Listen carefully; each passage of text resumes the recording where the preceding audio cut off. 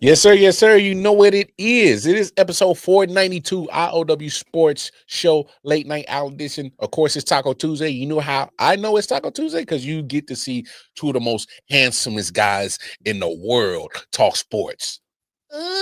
So, hey, I'm in the building. My brother Randy Weber's in the building. It's time to talk all kind of sports. Hey, there's been some gambling scandal going around. All right, all right. There's a certain alien in San Antonio that's been showing out for the first week of NBA. Hey, we got to recap week 8 of some NFL action. All right, and we'll also talk. Hall of Fame class of 2026 is starting to get shrunken down. There's some key names that advanced, getting closer to getting their gold jackets. We're gonna talk about it all. Hey, we appreciate y'all. Y'all know what it is. Let's get to it. Yeah. Silent Hill TDS, what's up? Yeah, come on. I.O.W. Sports Network, Late Night Edition. Let's go. Come on. We about to raise the bar. Wild card mark. Everybody grab a seat, cause you know we about to spark. Late night sports talk. Modelo Le Cigar. Man, you don't wanna start. Wild card mark. We about to raise the bar. Wild card mark. Everybody grab a seat, cause you know we about to spark. Late night sports talk. Modelo Le Cigar. Man, you don't wanna start. Wild card mark. Hey. L Boogie with the hot flame, ashtray full of top names, little tree for your membrane. This the 9-hour time frame. I just snatched up a 6-pack, got my hands on a lid pack, whipping up a little batch of snacks. Yeah, man, I think I'm all set. Late night, can't sleep. Go ahead and just tap in. Better grab you a cold one, and we about to get some laughs in. Wild card on the microphone, he'll hit you with a couple flurries. Y'all need to just strap in for some entertainment sports commentary. We about to raise the bar. Wild card mark. Everybody grab a seat, cause you know we about to spark. Late night sports talk. Modelo Le Cigar. Man, you don't wanna start. Wild card mark. We about to raise the bar. Wild card mark. Yes, sir. Yes, sir. You know what it is. We here. I.O.W. Sports Show, Late Night Owl Edition. We back at Taco Tuesday. Randy Weber's in the house. Wild Carmar's in the house. How you doing, bro? What's good? I'm doing good. I mean, we lost the true face, the mascot, the unsung hero, the baby face of the NFL this weekend. Damn. And I could be doing better. Rest in peace, Cam Scatterbo. Damn, the true man. offensive rookie of the year. Damn, man. Yeah, that was a tough injury. We'll talk about it for sure. I'm pretty sure you got a segment in there that you're probably going to go off on Zach Bond and probably some other things you'll get off your chest. So we'll definitely tap into that. All the other action in week 8. If anybody's not paying attention, the Hall of Fame committee has dwindled down some of their names that they're going to start putting together for the class of 2026. So we'll talk about it, who should be there, who shouldn't be, who possibly can get in, who might get left out. We'll talk about that. Obviously, man, a lot of breaking news that went down this weekend with the gambling scheme that went down. Oof, man, we'll definitely talk about that. But I want to start right here, big dog. I know we're only about a weekend to the NBA season. I know we are, and it's early. But if I were to give an MVP right now, hands down to me is going to the alien in San Antonio. We've been Already? Yeah. He's been ridiculous the first week. Like, my good. So here's the thing.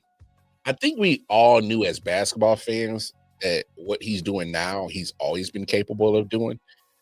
It's the durability injury part that comes with Wembanyama that's always been kind of my kind of like, I'm not ready to all the way fully commit, buy in. And, I get it. We're only a weekend. There's a lot of opportunities for him to miss some time. All right. So a lot of opportunities for him to miss some time. But when's the last time you seen a 7'4" dude have handles coming down the court like this. It's crazy because he basically can do everything. He doesn't really have any weaknesses.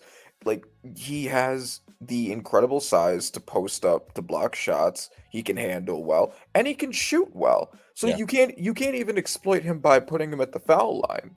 Like, He's- there's yeah. nothing you can do. And Pray. yeah. So he was the very obvious favorite to win Depoy because 2 years ago he came in second. A lot of people thought that he should have won over Rudy Gobert because the difference in Yeah. the on-off splits for the defense of both teams, with Wemby on and off the court. I think Rudy got it because he was on a better winning team.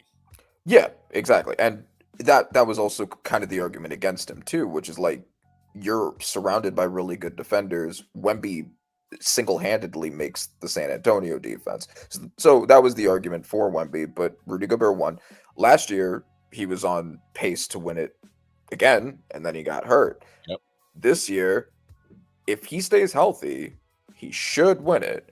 He also very easily could win MVP. Mhm. So he could be one of, I think, only a couple. I know MJ is one of them to win MVP and Depoy in the same year. I wouldn't even necessarily be surprised if that does end up happening between how well he's been playing and how much the media loves him.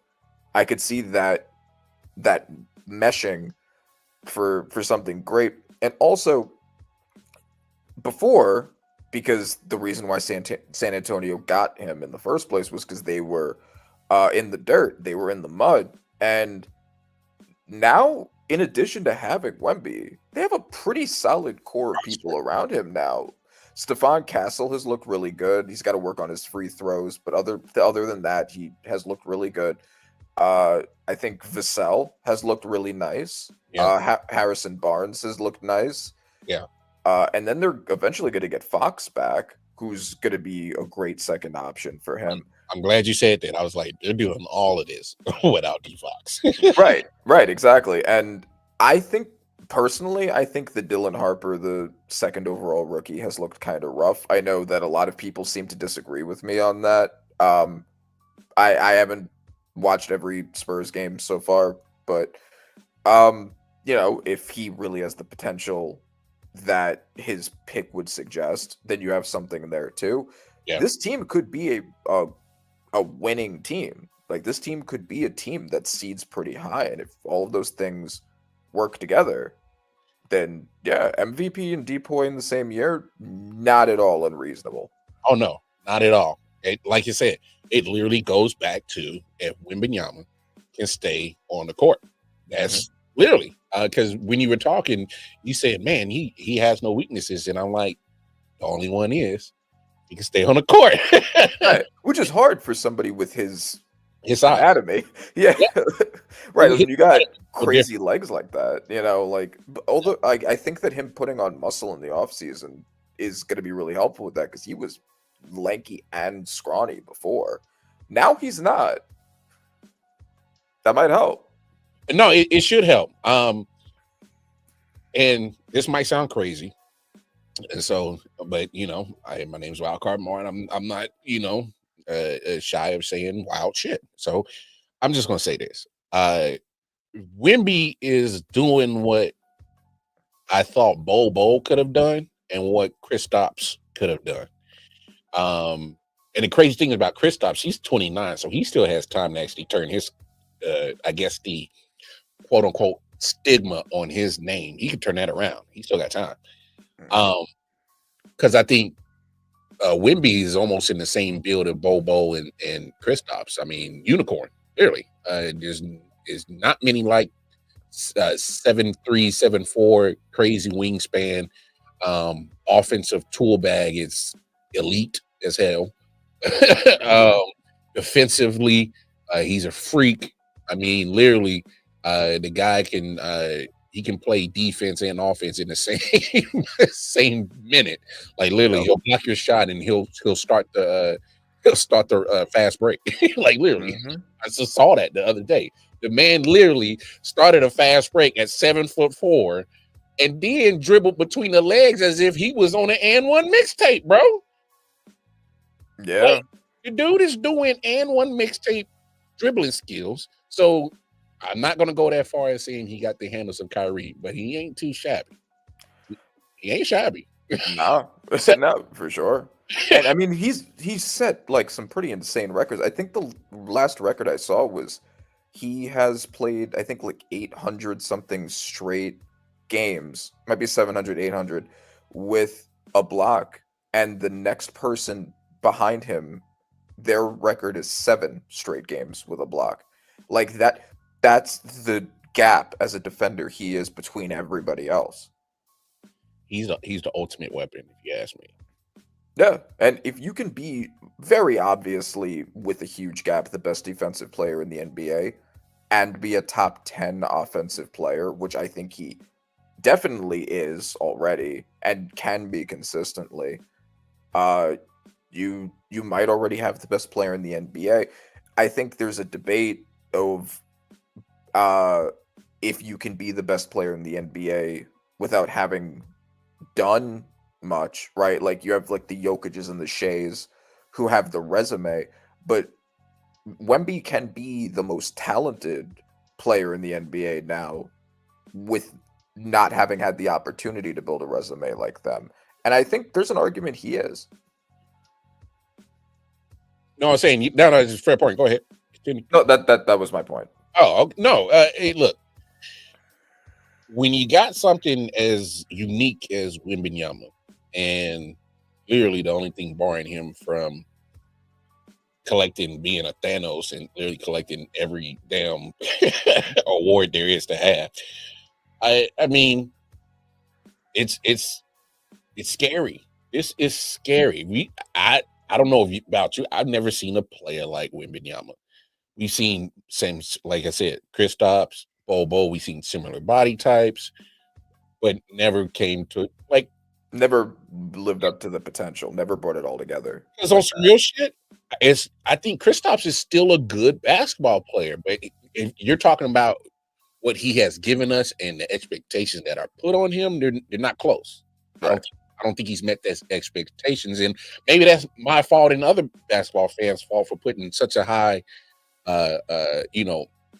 expectation level on a guy that literally came over here 2016, 2015, around that time, and he was trying to figure a lot out. He was trying to figure out a lot.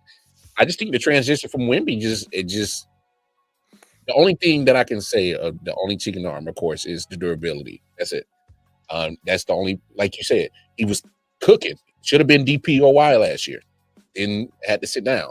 Because I think he had what the heart blood clot or some kind of blood clot situation or something like that, if I remember correctly. Yeah, something serious. So he had to sit down, and hey, rightfully so. Take care of your health. Cool. But if literally that's the only thing that's really stopping him from being great, then I think the NBA is in good hands. I'm willing to go as far as him right now, just based off of 1 week. And I know I'm not trying to be a prisoner of the moment. What I'm saying is that if you look at what he did the first week of the season, he continues that, we're having a conversation where he might be the best basketball player in the world on the planet right now. Yeah, that's what I was getting at. Do you think, would you say that you think that he is at this moment the best player in the NBA above Jokic and Shea? Right now, yeah. Because here's my thing. As good as Jokic is, we've seen players at his position do the same things he's done. Even with the passing as a center? First of all, I've seen Vlade Divac make passes way better than Jokic. Hot take. Okay. Now, hear me. Jokic overall, offensively, it's not even in the same hemisphere of him and Vlade. Okay. I've seen Sabonis, not DeMonte, his brother, his dad, Arvydas. Yeah. Arvydas Sabonis was a hell of a passer as a center. So it's not like we haven't seen centers that can be good facilitators. We've seen that, but they just lack certain skills that Jokic does have. Because I'm not going to look at Arvydas Sabonis or look at Vlade Divac and even remotely try to utter that he's in the same hemisphere of Jokic. But Jokic he's an anomaly at center. He's doing stuff that I was hoping that hell I could get from Anthony Davis, that I can get from damn Joel Embiid. I can't get that. Correct. Somebody can correct me if I'm wrong. There's things that Jokic is literally doing that I'm like, man, what? Why the hell ain't Embiid doing this? Why ain't Anthony Davis doing this? They got the capabilities. Right. And if they could put that offensive play together of a Jokic, they're also better defenders than Jokic, which brings me to my argument. If you're making the argument that Wemby is the best player in the world, I think the argument would be this. Wemby at his best has zero weaknesses. Jokic does not, because Jokic's weakness is defense. Yes. SGA, I think you could argue that he has no weaknesses either, but he doesn't have the same level of strengths that a Wemby does, because he can't. Would you question his efficiency as a weakness?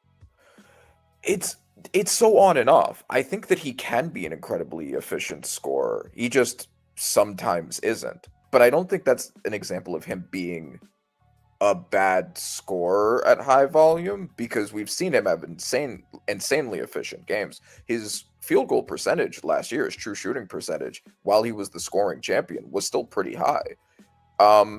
He just will occasionally have those off nights of efficiency. He's still one of the best mid-range shooters in the game, one of the best drivers in the game. Without a doubt. Yeah, so I would say that Shea doesn't have any weaknesses, but I don't think that the peak of his strengths can reach the level of Wemby. And so if you want to make the argument Wemby's the best player in the world, that would be how he's over both of those guys. And then you have someone like Giannis. Giannis can't shoot, Wemby can. That's his case over him. Yep. Whoever you'd put in that conversation, Jalen Brunson, he's short. Yeah, that's it. Exactly. That's the only, he can't block shots from down there. Like, it sucks. I wish he could, but I know if your shots are getting blocked by Jalen Brunson, man, just it ain't your night. Yeah. It ain't my night. Because if he blocking me, yeah. Hey, coach, go ahead. I'm gonna sit this one out. Right, exactly. His weakness is he's not 7'4", 7'5", and that's it's not his fault. But Wemby is. Yeah, and I think that's probably the only reason why I said that is because I had to take into account his actual physical makeup compared to SGA's, and I'm like, there's so much advantages that come with Wemby in the game of basketball. So it's like, yeah, and he's doing elite ball handling skills, and he's a shooter, and he's a defender. Like you're hitting just about every element of what you do in basketball, and you're doing it in a 7'4" frame. So that's real alien shit, bro. And then over Luka, it's the same thing. Luka's not a defender. Wemby is. And then Ant-Man, if you want to put him in that tier conversation, or like a Spidey, a Donovan Mitchell, like it's just Wemby has the highest max of basically everything, and we just haven't seen a player like that. No, and don't get me wrong, I love Ant Edwards. I think I can make the case and argument that he might be the best two-way player in the league right now. I can make that argument. Love Luka, but like you said, I can't stand the James Harden type of picking and choosing when to be a elite defender. It drives me crazy. Yeah. like literally. I just feel like dropping 40. Are you going to stop them? Because we're in a shootout right now. I kind of need a stop. Nah. Just give me the ball and I'll. No, I need. There's more than one element. Basketball is not just shooting. Right, and I mean I guess we've had the talk over, like, because you say best two-way player, like, over Shea, which is a bit of a hot take, but Wemby could be over both of them in that regard. Oh yeah, and that's what I'm saying, like, because like obviously there's levels to this shit, and I think right now I would say SGA and Ant are on that level right there by themselves, and you kind of pick or choose. I guess when you start combing things through and what you kind of prefer, then you'll make your choice. tier under them. You know, no disrespect to Giannis, but bro, you've been in the league long enough, bro. You still ain't even got a mid range yet, bro. Bro, I'm watching him right now play the Knicks, and keeps airballing mid range shots that he's trying. Like, yeah, no, it's bad. It's his only weakness, but it is a serious weakness. How you ain't got no midi at least?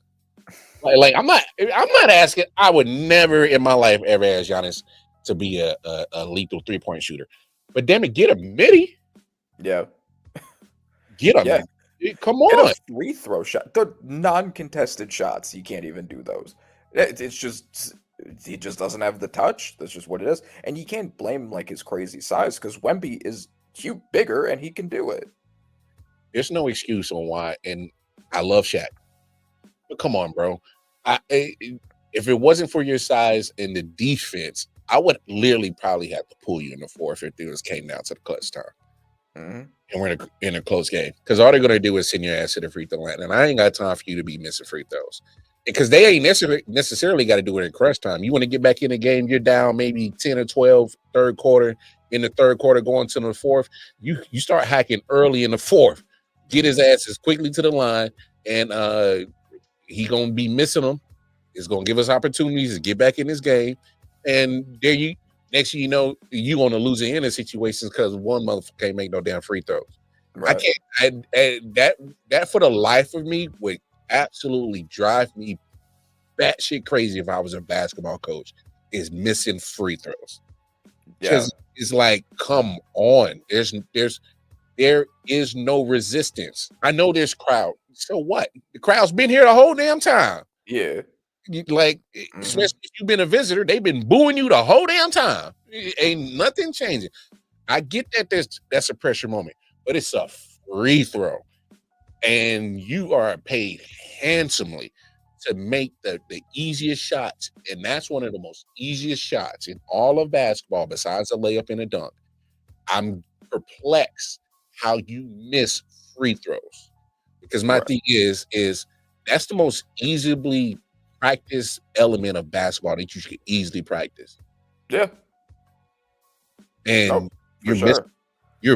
come on, man. Getting lower than like 75% to me is like inexcusable. And you being generous, but for me, going below 85 is trash. Yeah. I think that's crazy when you're not making your free throws.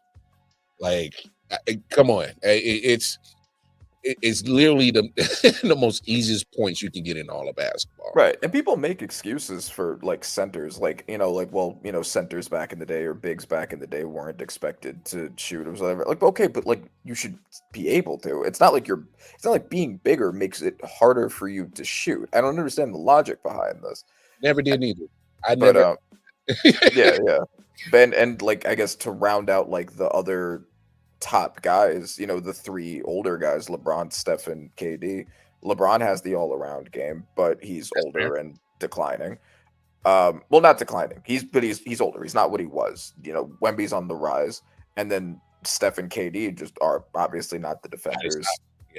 Yeah. So you have an argument for Wemby above anybody if you want to make a case for them. The only thing he has to do is build a resume. Yeah, and that's fair. Because and I'm not one of those fans where and I get it. I think there needs to be a separation of team success and what that player actually did for that team success. Yes. You know what I'm saying? So it's like in those conversations, like, hey man, I'm old school. You gotta win, bro.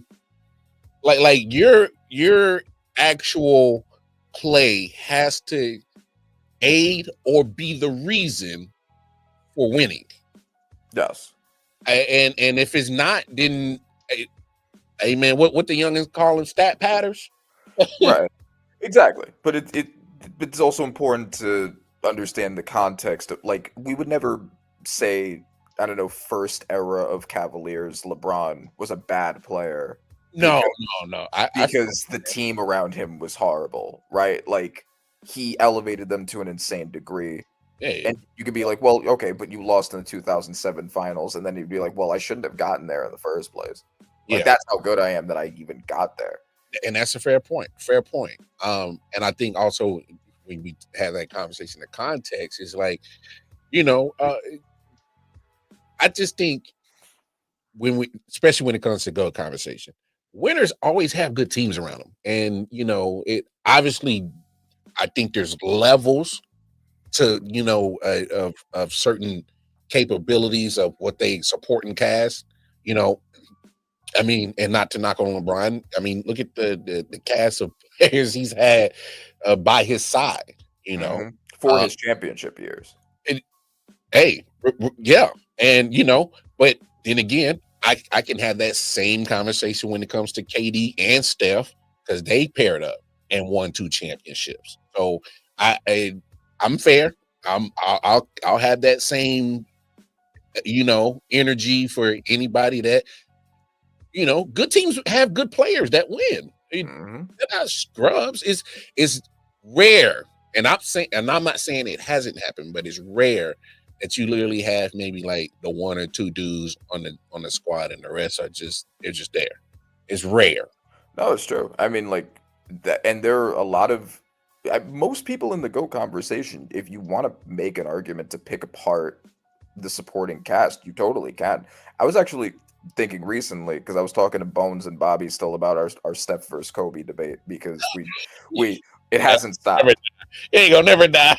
Yeah, and then I thought about it because we were talking about like the whole is like, well, Kobe's more well-rounded than Steph, but Steph is so much better at shooting and who's the better scorer, all of that. And then I kind of started thinking about the other rankings. Who you could make a really good case to pick apart and downplay their resume? Magic. If you want to talk about the supporting cast, think about it. And if you could really think about it, was not an elite high volume scorer, was not a particularly good defender. He was obviously the greatest passer of all time.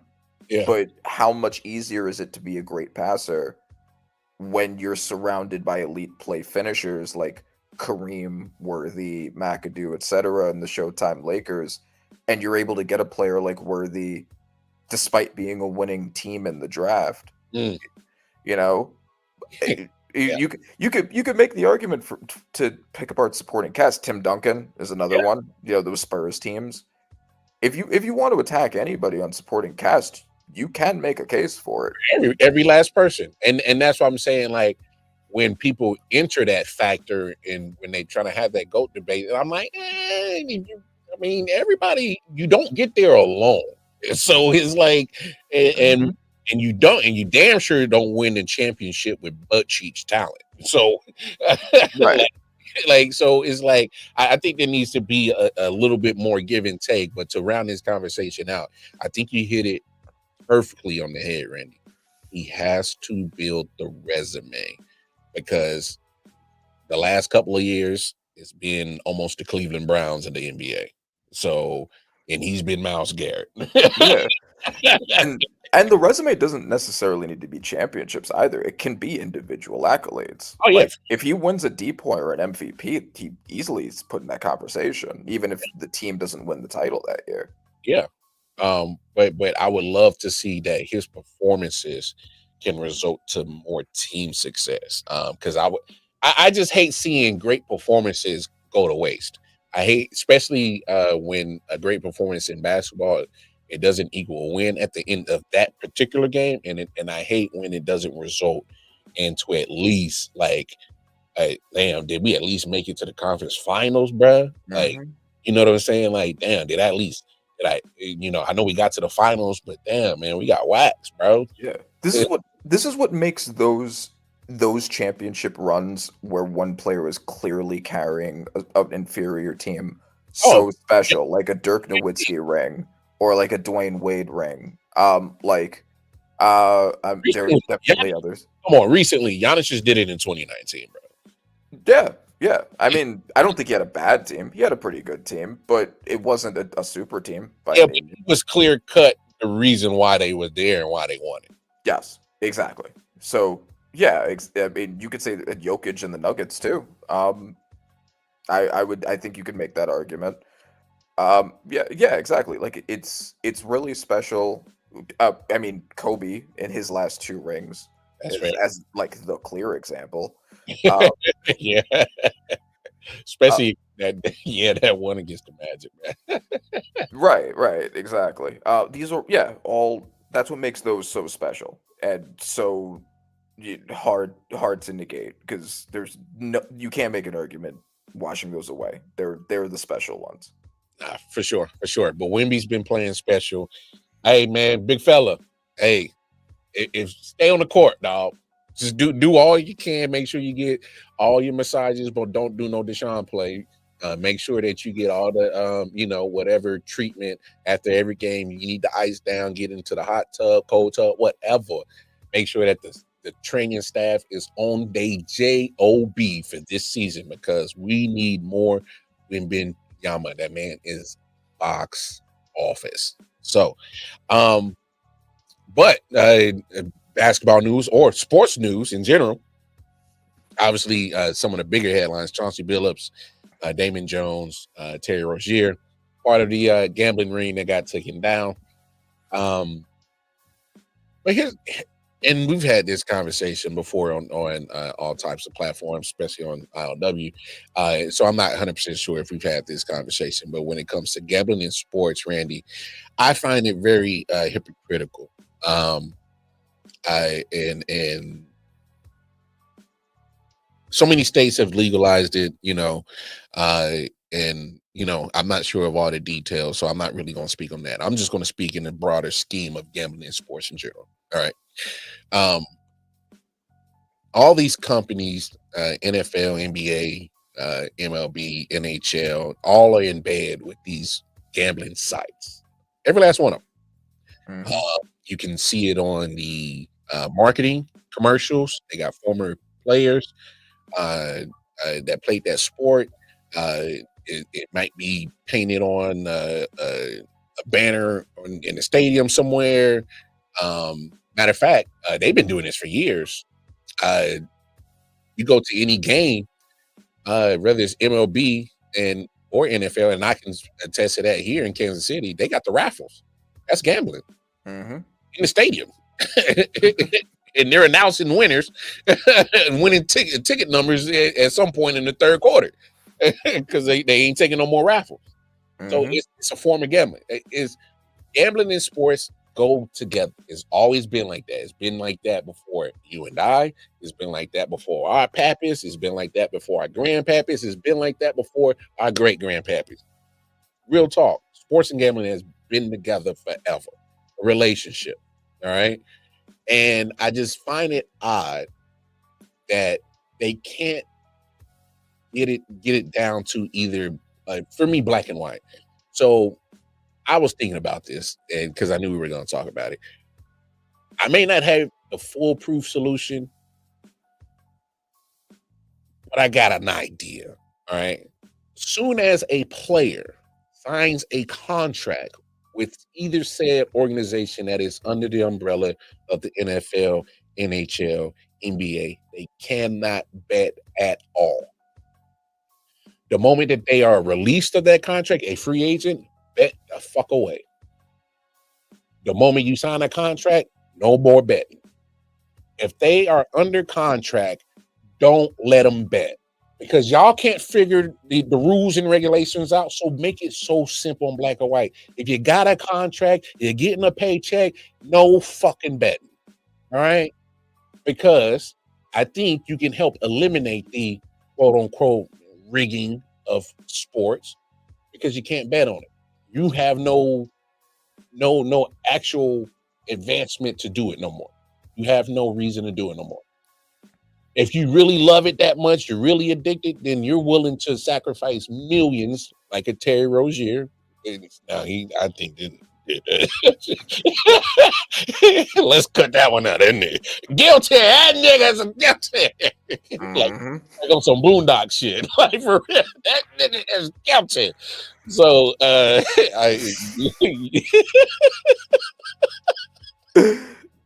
so like I just think make it simple, and shame on the NCAA for oh yeah, let them bet. And I'm like, No, like they were already having issues in the NCAA level dealing with betting. NFL has theirs, NBA does, baseball I'm sure has had some. Obviously, we know about Pete Rose and issues. If it's such a problem, but yet you're still profiting in bed with these situations, that's where I find that the hypocrisy is at in that situation. It's like, so make it simple. If you're under contract, don't bet. No, there is no rule. You bet, you gotta go. Yeah. So like make it simple I because think I don't know, man. yeah, I think I agree with that. I think that so we don't know all of the details yet. Obviously, the FBI is still investigating it. Um, I Stephen A. Smith put out saying that he thinks that it's a political hit job, and I can't believe I'm about to say this, but I agree with Kash Patel when he says that that's the stupidest thing I've ever heard. That yes, the a political hit job on Terry Rozier and Chauncey Billups, sure. So I agree that I think that gambling should be entirely legal. I don't think the government should really be in it at all. I don't think that they should be pursuing charges on people for gambling. But leagues have to preserve their integrity. Yes. So on a private league level, on a sports law level, on a contract law level, you can't have gambling for people who are in the league. There's already, conspiracy theories that go around on it being rigged, with the Mavs getting the first overall pick, the refs in the Giants-Eagles game. There's always concerns about conspiracies and foul play with the authorities. And it especially with Chauncey Billups being a coach while this was happening. Yes. You just can't have that. You can't have any of it. You can't have any reason to believe that there's a possible conflict of interest. So yeah, I would agree. Once you work in the league, it has to be a very, very strict ban. Afterwards, you should be able to do whatever you want. I would say that I agree with that. And to be honest, like although I guess the counter concern might be they still have all of those connections. So even if they're not the ones that are doing it, like the ones that are controlling things, they're connected to. Like if Chauncey Billups leaves, his coaching staff, he's still going to be connected to them. Now, I don't know if necessarily there's anything you could do about that, because you can't ban every civilian from betting because they know someone that's in the NBA. So I would still agree with you, but I guess that might be like the counter concern. Hey, and I understand it because, like, look, at the end of the day, cats gonna find a way to do it, right? And there's at some point there's nothing you can do about that. Yeah, and that is what it is. But I just think at some point in time, man, they've been fighting this whole morale about gambling. But I'm like, but you're clearly these partnerships are profits. Like I'm that's why I just always had a hard time. So I'm like, either do one or the other. Either don't take the because obviously, NFL, I think they'll be just fine without a DraftKings or FanDuel partnership. You know what I'm saying? So like, it's in those cases, the issue is just that those don't have the same conflict of interest. So I agree that there's hypocrisy regarding gambling in a vacuum. Yeah. But there's a difference between like you and I gambling and the head coach of a team in the league gambling. Oh, yeah.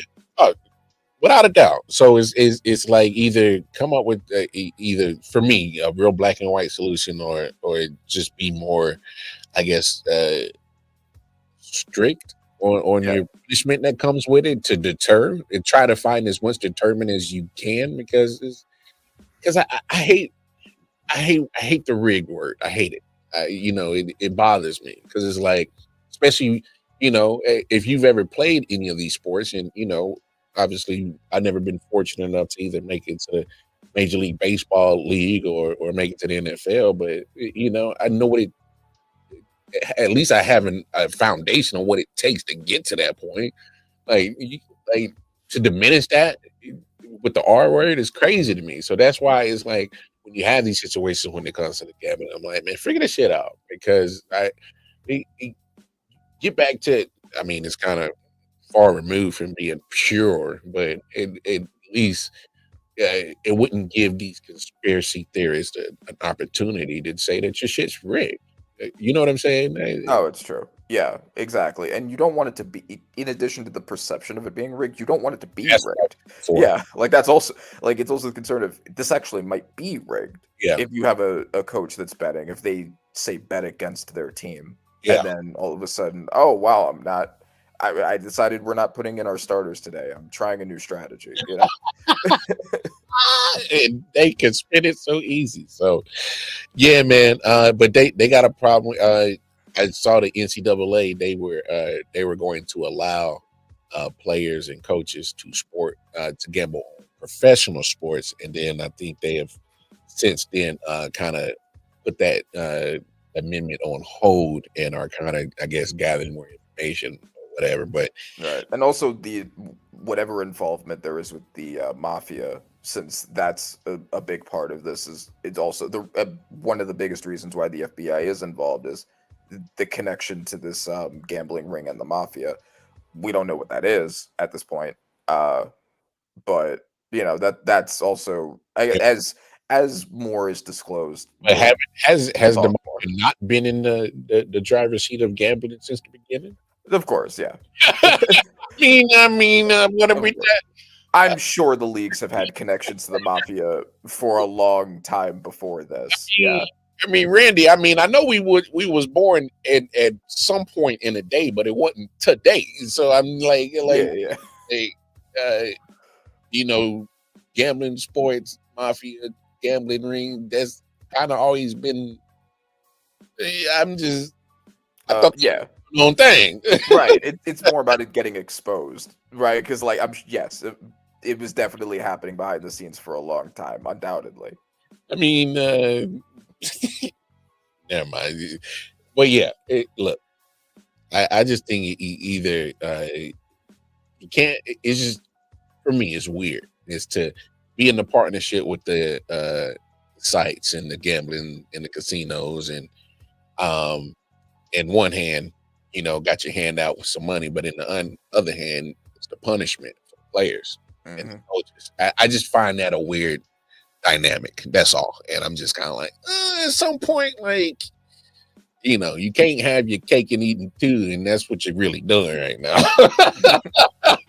Because NFL, they're making billions, and they got their hand out, but they ain't never been scared to punish. So, NBA, I'm not sure how they're going to deal with this because they, you know, I don't know about you. I'm kind of thinking like they've had referees kind of involved in gambling, players, coaches.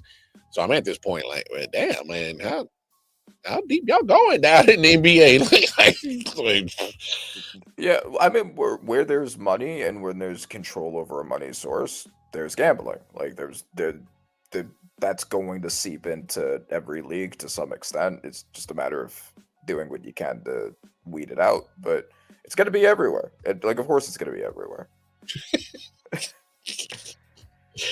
We'll see what happens in the fallout. I'm pretty sure it's safe to say that Chauncey Billups will no longer be the coach of the Portland Trailblazers. Yeah, I think that's safe to say.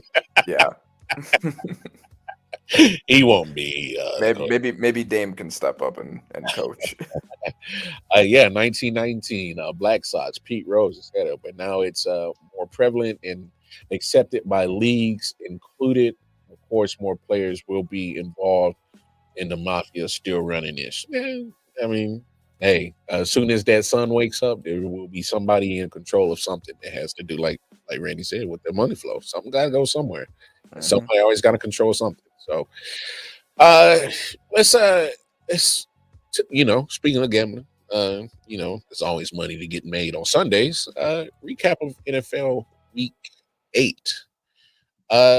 We'll go through the games, at least some of the key games, and a few blowouts. But obviously, I'm gonna, turn over the floor to my man Randy Weber because, you know, sometimes in content creating, when somebody got some shit on their chest, you just let them get it off of it. So without further ado, I present to y'all Randy Weber moment. It's yours. Ladies and gentlemen, welcome to the Randy's whining segment. It may not be pleasant, but you're going to sit through it. Oh, that's crazy. Okay, so speaking of rules and rule enforcement, and how you disincentivize the thing you're trying to disincentivize.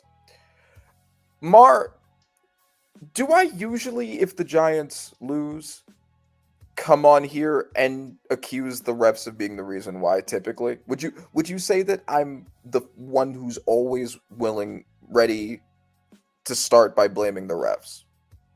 Randy, you've never been that guy to do that. You've always kind of, you are a fair football analyzer, I should say. Okay, yeah, I mean, I have blamed the refs from time to time when deserved, but very often I'll blame Joe Shane. I'll blame Shane Bowen. I'll blame our international kickers that we get from Scotland. I'll blame Deontay Banks. I'll blame Evan Neal. I used to blame Daniel Jones. I'll blame our offensive line. This game was one of the worst officiated games I have ever seen. And it wasn't just against the Giants, but it was overwhelmingly against the Giants. Tell me why the NFL, and this is one of like 5 crazy mess ups that the refs made, but we're going to start here because it injured my Tasmanian devil, Cam Scatterboo. He was taken. Ye without Scatterboo. The NFL specifically banned the hip drop tackle because they were trying to avoid exactly what happened in this game. Please explain if you're going to introduce that rule and you're going to say fining is a punishment for it, not only do you not fine Zach Bond for doing it, suspend him. You don't even call it as a penalty. Hey, you know what, Randy? Not to cut you off. When they made that rule, I hated it. I'm like, why are y'all implementing this? Because that tackle has been part of football and it's never meant to hurt nobody. It's not. But it happens. Because sometimes, defender gets behind and they just throw their weight down and drag a play down. It happens. So I've seen that tackle in football since I've been watching football. Sure. And I felt the same way. And it's never had a name. It wasn't until injury started. Nick Chubb, Mark Andrews are some of the first 2 that come to my mind that kind of went down from that tackle. And it's like, all right, let's do something about it. Because, then they take it to winter owners meetings and they had those conversations amongst the 31 owners. And, some of those owners, like a Browns owner, like a Ravens owner, is like, hey, man, get rid of this hip drop. Oh, it's a name to it now? So, 2 or 3 years ago, they implemented and they said they were going to be so steadfast on it or rule it to the highest ruling of the letter of that rule. And I ain't seen a damn flag or nothing for that damn tackle since, bro. Right, exactly. I wasn't even a huge fan of the rule when it first got announced either. But if you're going to have it, you have to consistently call it. Enforce it. Otherwise, what's the point? And if they at any point through the season call it, then that creates a huge issue now because they've spent the first half of the season not calling it. And anytime they call it now there's an inconsistency problem. So this was the time. Not only did he do the illegal hip drop tackle, but it did the thing that the rule was meant to prevent. Yeah. And not even a penalty, not even a flag. However, you know what you're apparently allowed to do? You're not allowed to do. You are allowed to do hip drop tackles that injure players. you're allowed to face mask the quarterback without a flag. You know what you're not allowed to do? You're not allowed to push a cornerback who is actively pushing and holding you, because that's offensive pass interference, apparently, and that's what took off that Darian Slayton touchdown. So that's 3 crazy mistakes right there. We're not even getting to the one that everyone was really talking about. That fumble. That fumble. Randy. Was egregious. The lack of a fumble, I should say. Randy. Okay. Real quick. I've been a component where I've been okay with the tush push. I'm like, hey, if they find a play that y'all can't stop, that's on y'all. All right. And if you can't run it the same way, that's on y'all. All right. I was always a big, all right, Eagles, cool, you found a play. But the NFL is, their officials have literally fumbled, no pun intended, fumbled the officiating part of that play. And it's just one play. Since they failed at consistently officiating, if it's false start, call it. If the defense is offsides, call it.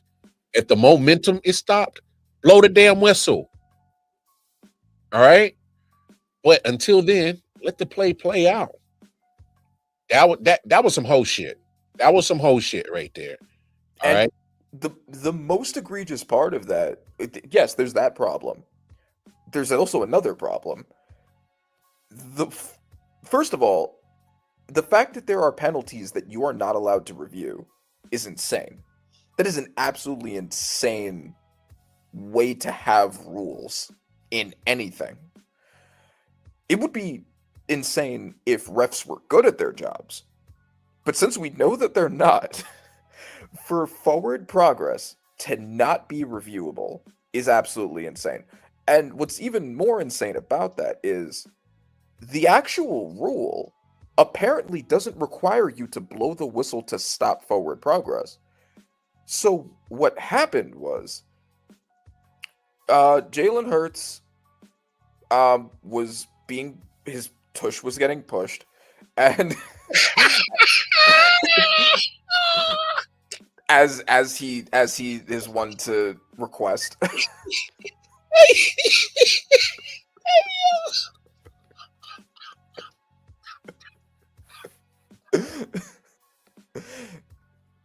As he has been known to be a fan of.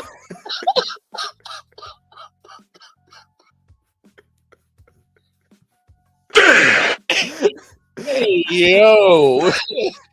I got to get this point out. I got to get it out. So yeah. That was wow. Oh, wow. So as that was happening, he obviously fumbles the ball. Nobody blows a whistle. Nobody blows a whistle until after the ball comes out of his hands and into Kayvon Thibodeau's hands. Kayvon Thibodeau grabs it, spins. Jalen Hurts has not gone to the ground. The knee has not hit the ground at all at this point. He's a player. Yeah, exactly. He's upright and on the pile. And then Kayvon grabs the ball, spins it out of his hands, hits the ground. And then grabs it and puts it, to his chest to demonstrate possession to the refs. The refs don't blow the whistle until after he does that.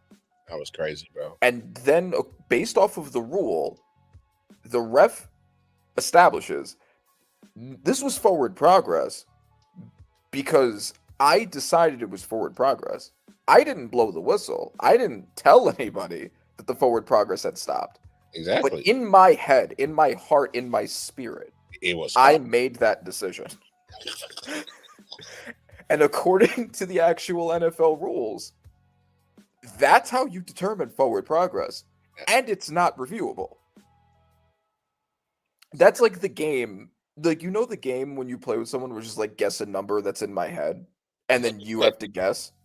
And then it's determined by what you say after that. I could say whatever I want at that point. Yeah. I could say anything. That's literally the NFL rules. And it's not reviewable. And Brian Daboll was rightfully pissed the fuck off. As he should be. So that was crazy, bro. Yeah. So that I've said so many times that the rules have to change and that the refs have to be strictly penalized. If there was any time to fire refs, it's after this game. It was And I'm not just saying that as a Giants fan. They also fucked up the Eagles missed kick with the whistle too. So it affected them marginally, but it did affect them. Hey man, and I'm not even saying that the Giants would have won this game had it been officiated correctly. yeah, But but something.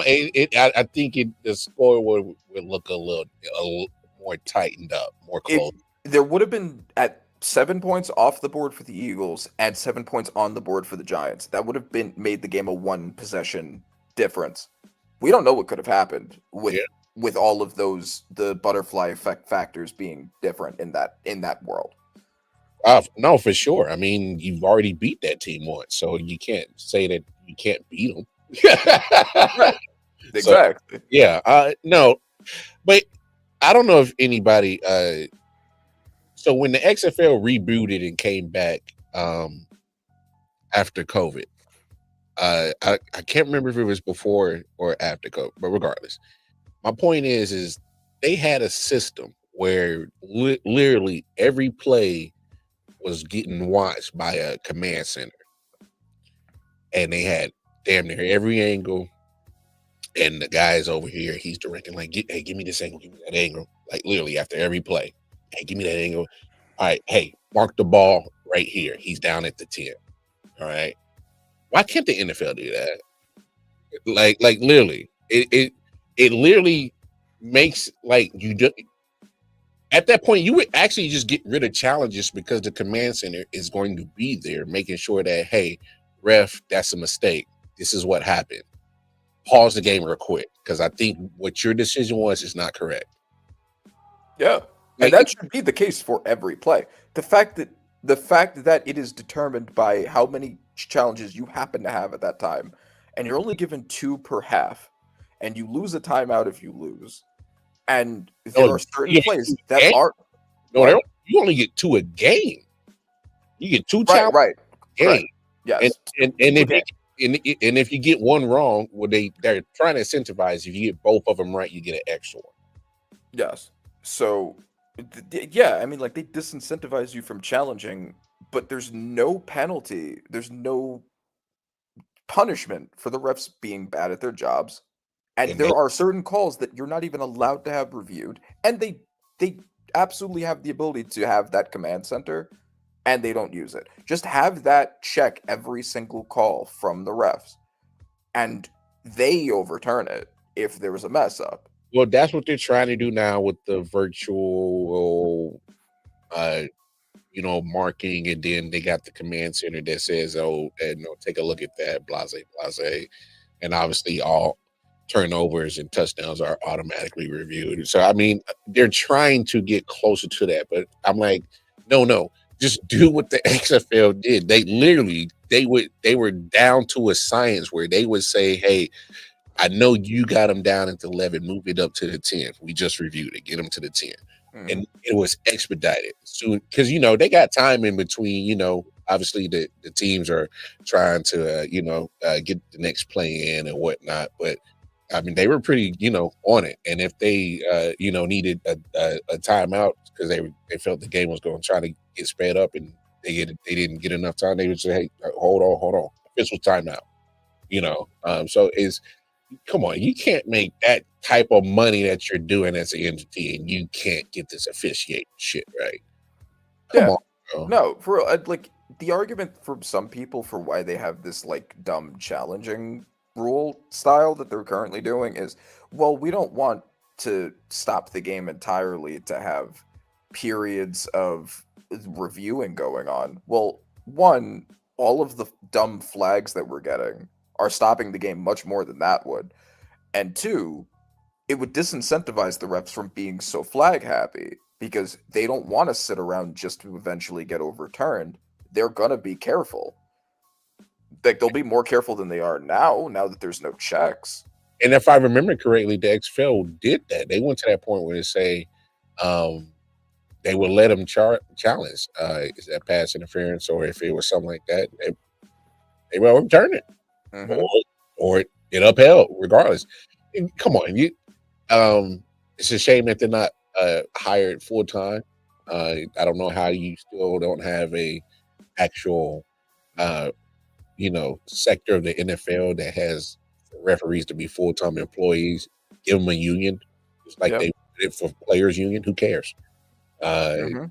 And then give them the benefits, give them pay. That would incentivize them to actually give a damn about their job. Yeah. Because once the season's over, man, them Joe is they probably door dashing, bro. So Yeah. so It's true. Yeah.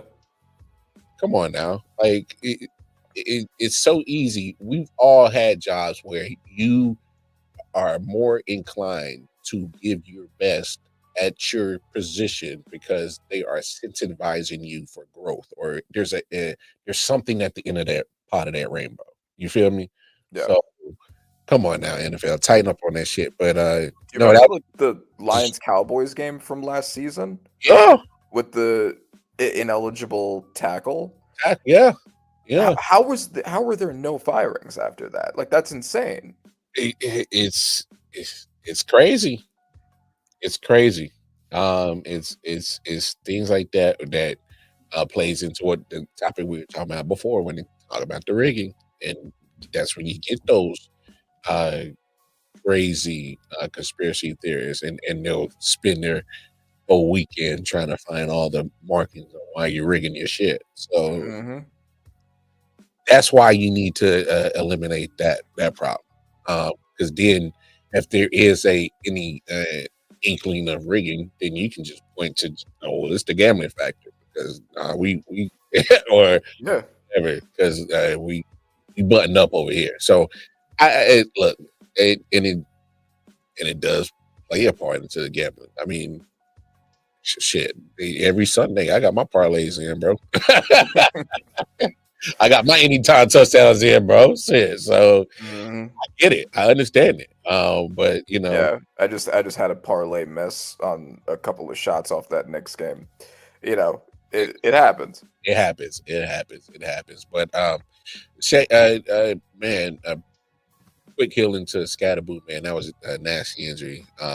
Yeah, best prayers and best wishes to Scatterboo. For sure. It sucks for what was a fantastic rookie season to be cut short like this.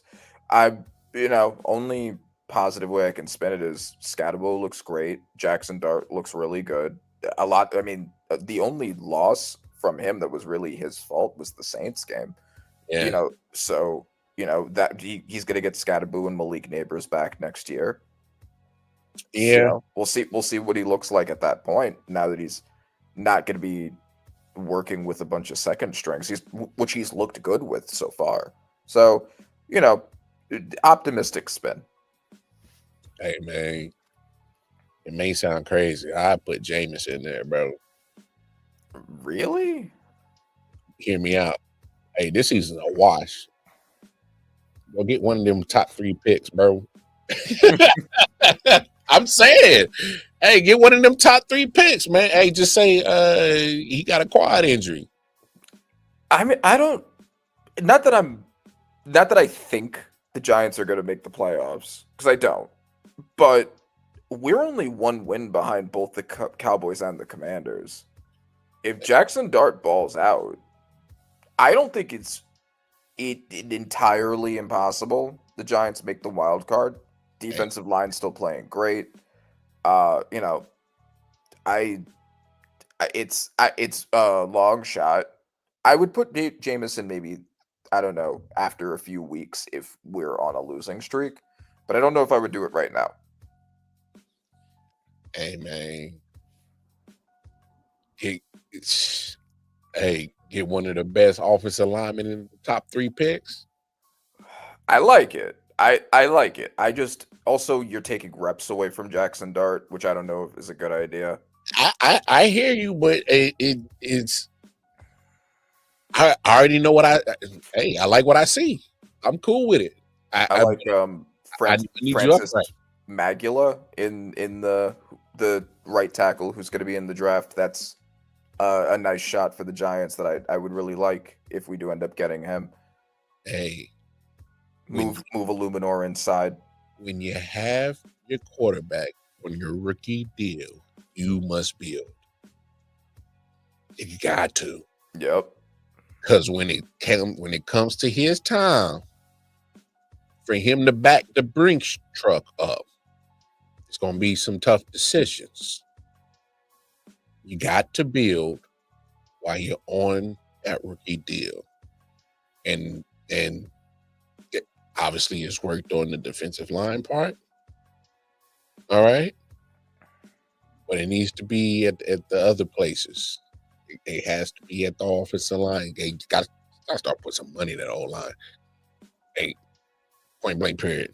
And also, I guess to that point, because I do want to mention, because there is something that Jackson Dart needs to be criticized for. The offensive line has been playing better this year with Andrew Thomas in. Andrew Thomas, to this point, I think is still only given 0 sacks and 1 pressure. He makes a huge difference because we saw that in that Chiefs game when we were watch along. Yeah, exactly. It literally night and day when he's on and off the field. So it can't be like that. You need someone else who can solidify it when Andrew Thomas gets hurt. But there's 4 other spots over there. Yeah, right, exactly. Illuminor has also been good, which is why I like the idea of getting a right tackle and moving him to guard if we can get him on an extension or re-up his contract. My issue with Dart is, despite the fact that the protection has been better than it's been in past years, he runs out of some very clean pockets, almost runs directly into defenders sometimes. Like, he's got to learn his way out of that. I mean, thankfully he was on a run and he slid instead of running headfirst into the guy for the first time. So we're getting some progress in that regard. But hey, man, it takes a lot of people to finally figure out how to step up in pockets. It takes them a minute. Yeah, but when take some time, I'm sure he'll. He's learning very fast. I'm sure he'll learn that. When they do, oh man, they some cold motherfuckers, man. But no, we'll see what happens, man. I was just throwing a theory out there because I'm like, hey, it's a point in time, man. Build around your young stallions, man. But let's talk about some other games. Let's. Falcons, I'm done with y'all. I don't know what the hell y'all are, bro. You have no business losing to the Miami Dolphins, and by a lot too. Yeah, that was at home. I think I might be off that train. Honestly, damn. The Panthers and the Dolphins, but like it's so weird because they beat the Bills. Like it's wildly inconsistent. I don't know what they are. I feel that way about a lot of teams this year, where I don't know what they are. Do you feel the same? Because I feel like a lot of people are saying that. It's been a weird season so far. It's some of these teams that I thought were going to be pretty solid. Like I thought Atlanta beat solid. They're one of the teams disappointing. I thought the Cardinals would be solid. They're again still getting the same old Cardinal bullshit. I'm off them. I guess this what's that that old Stranger Things upside down world, or like real crazy shit going on. Like I don't even know what to make of the AFC North now. I don't trust nobody in that joint right now. I don't trust the Steelers right now. Yeah. Like I don't trust the Bengals. What losing? They just lost to Joe Flacco's Bengals, and the Bengals then were the first team to lose to the Jets. So I don't. Yeah, no, exactly. I don't know what anybody is. So I'm in the position where I'm going to say 5 teams on the top and 5 teams on the bottom, and everyone else is in this kind of weird area. And I would say Chiefs. I'm still keeping Bills in that the top. I trust them area because of track record. Even despite that weird period in the middle, I'd say Chiefs, Bills, Lions, Buccaneers once they get their guys back, especially Rams. I'll keep Packers in there. Packers, and They're the NFC 1 seed right now. So I'll say those teams. I would say that if I had to bet on teams to be an actually good team, those teams are there. And then for the bottom, Jets, Saints, Titans, Dolphins. And I feel like there's someone I'm forgetting. I'm not even could have put the Browns there because they have such an elite defense. Raiders.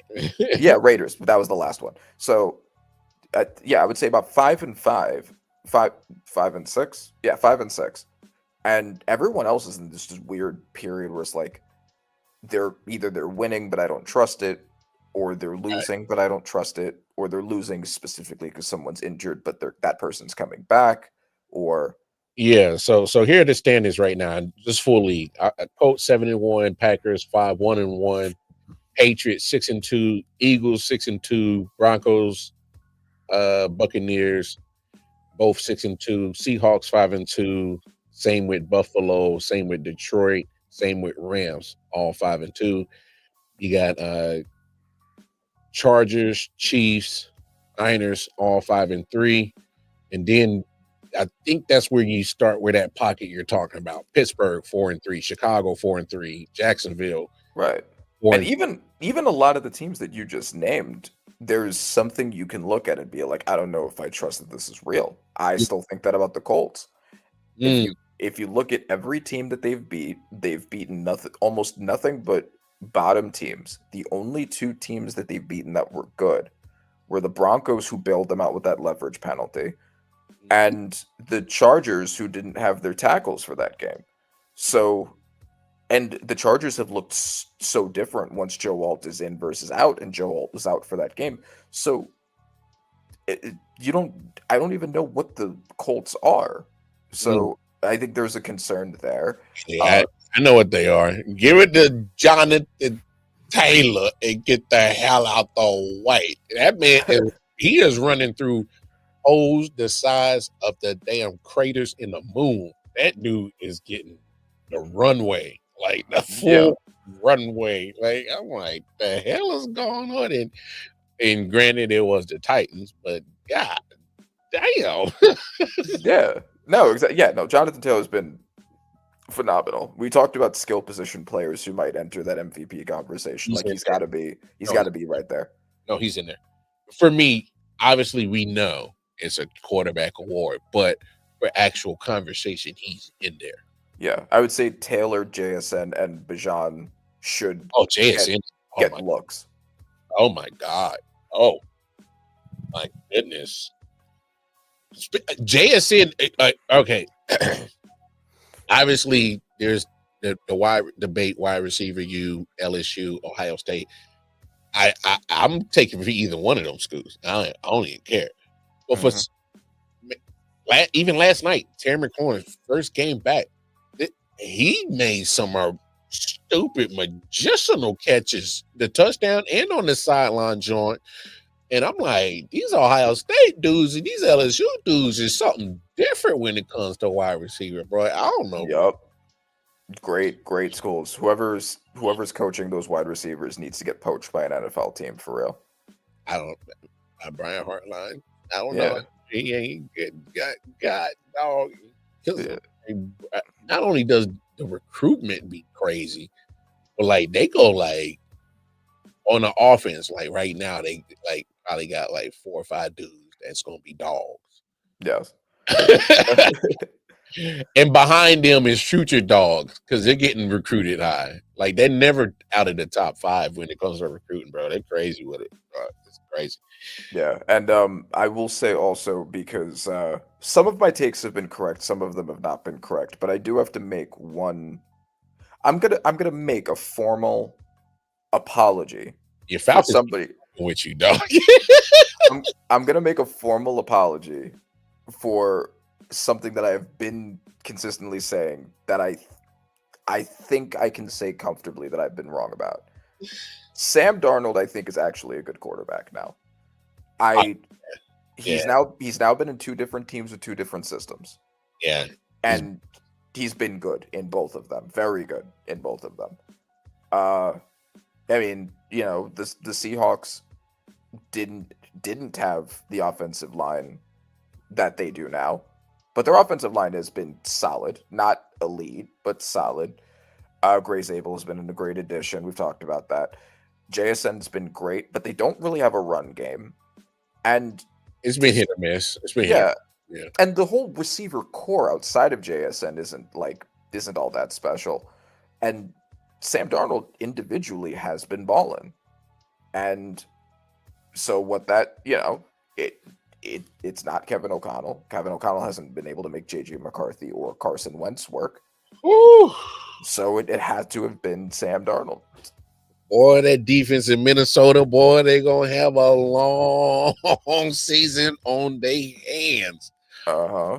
And I love Brian Flores, but I don't think him and his squad is they're going to have to play like the 85 Bears to even give this team a chance to even have a chance to win that game.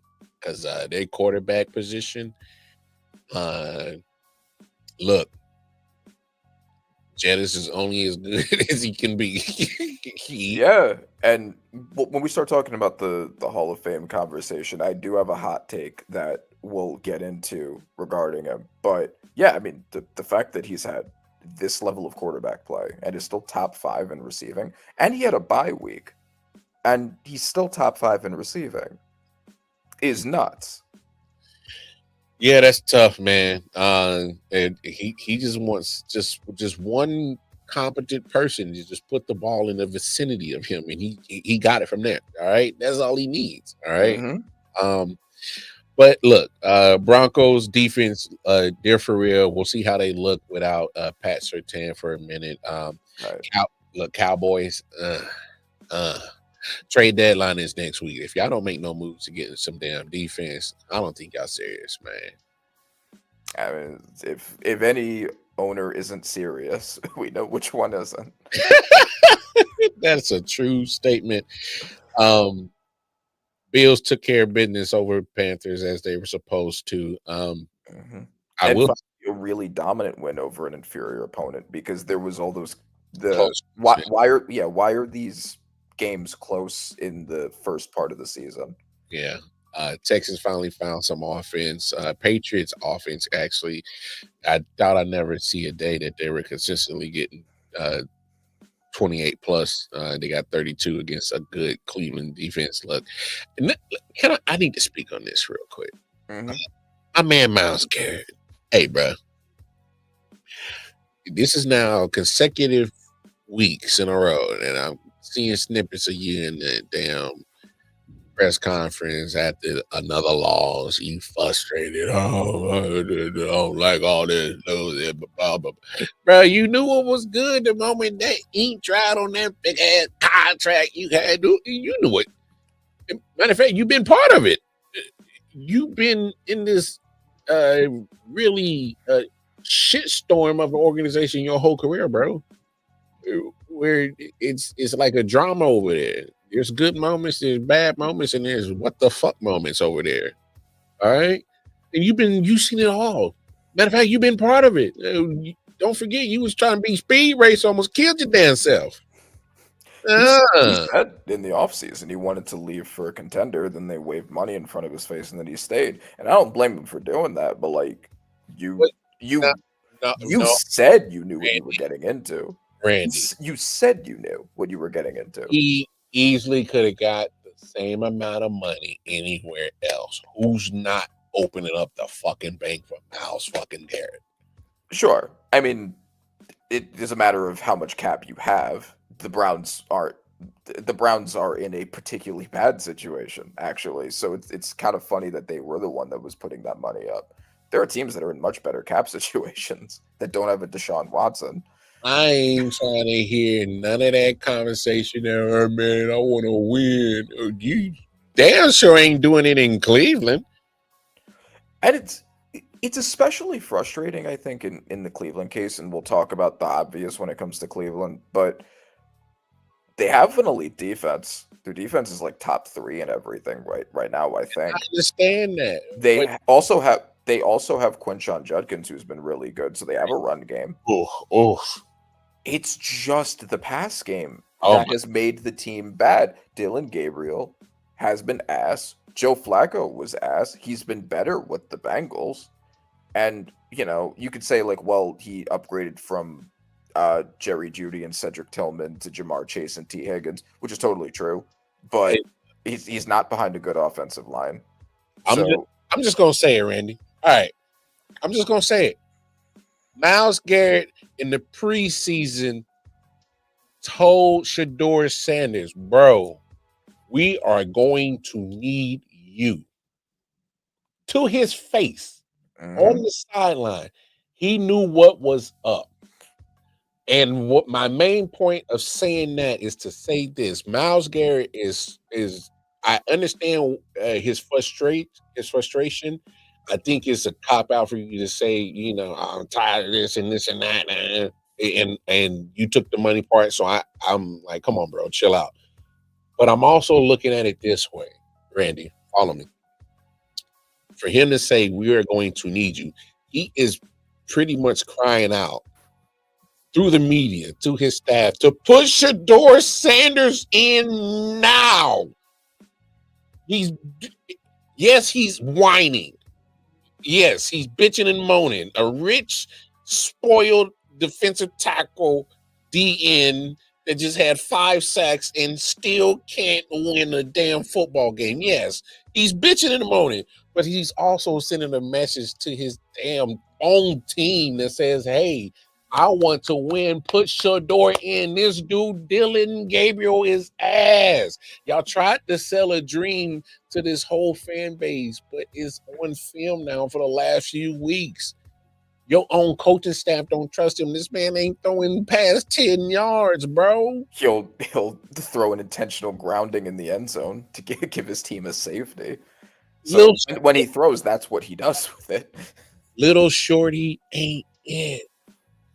It's on film now.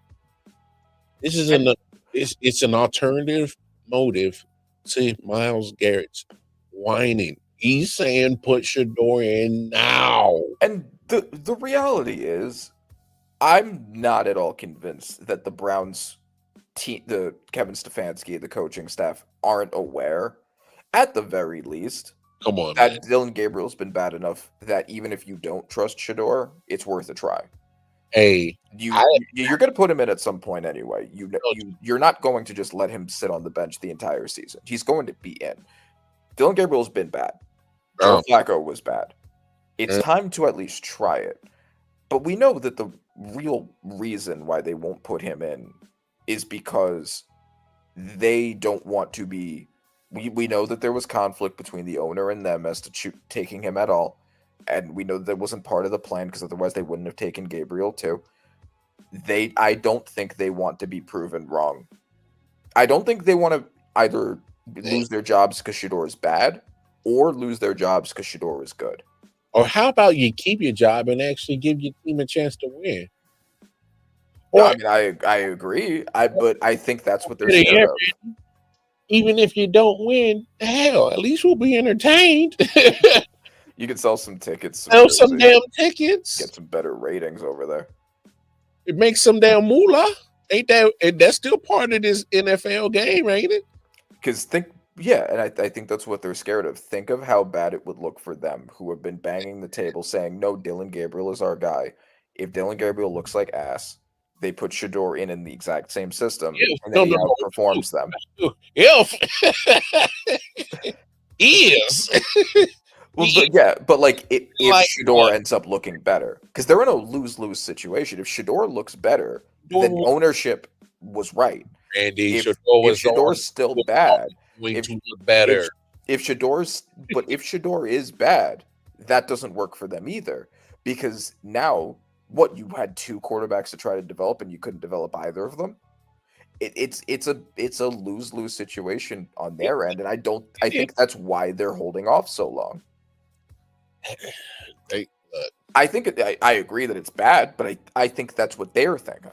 You're highly paid millionaire that just got you 5 sacks and you can't seal a damn win is telling you through his bitching and moaning, if I want to win. I want to win. And I mean, it's the same advice you could give to the Giants. Their season's not going anywhere too. So yeah, but what they might as well try for draft position too. y'all not carrying an elite defense like that. Have you seen our defensive Oh, line? no, I love your D line. I'm talking about an overall elite defense. Y'all not putting numbers up like them. No, I know. It's they don't have a Shane Bowen. It's they don't have a Deontay Banks. Hey, bruh, hey, you wild for that. But no, it's I just in that moment, I was like, I reverted back to when he said he's like, "No, we're gonna need you," and I'm like, all right, that meant something. And now this is, as the last few weeks, he's been throwing them hissy fits. I understand why, but at the same time, I'm like, bro, like, you knew what was up. Also, just to click back at the Texans thing real quick. Yeah, I think it's pretty noticeable and pretty obvious that the Texans offense looks night and day if they're playing against a defense that's not able to put pressure on a quarterback, because that's really their only weakness. And if you look at the teams that they've looked good against, good against the Titans, they looked good against the 49ers without Nick Bosa now. They looked good against the Ravens, who's horrible. Yeah. So if the Texans are playing against defenses that can't exploit that offensive line, CJ Stroud is still a really good quarterback.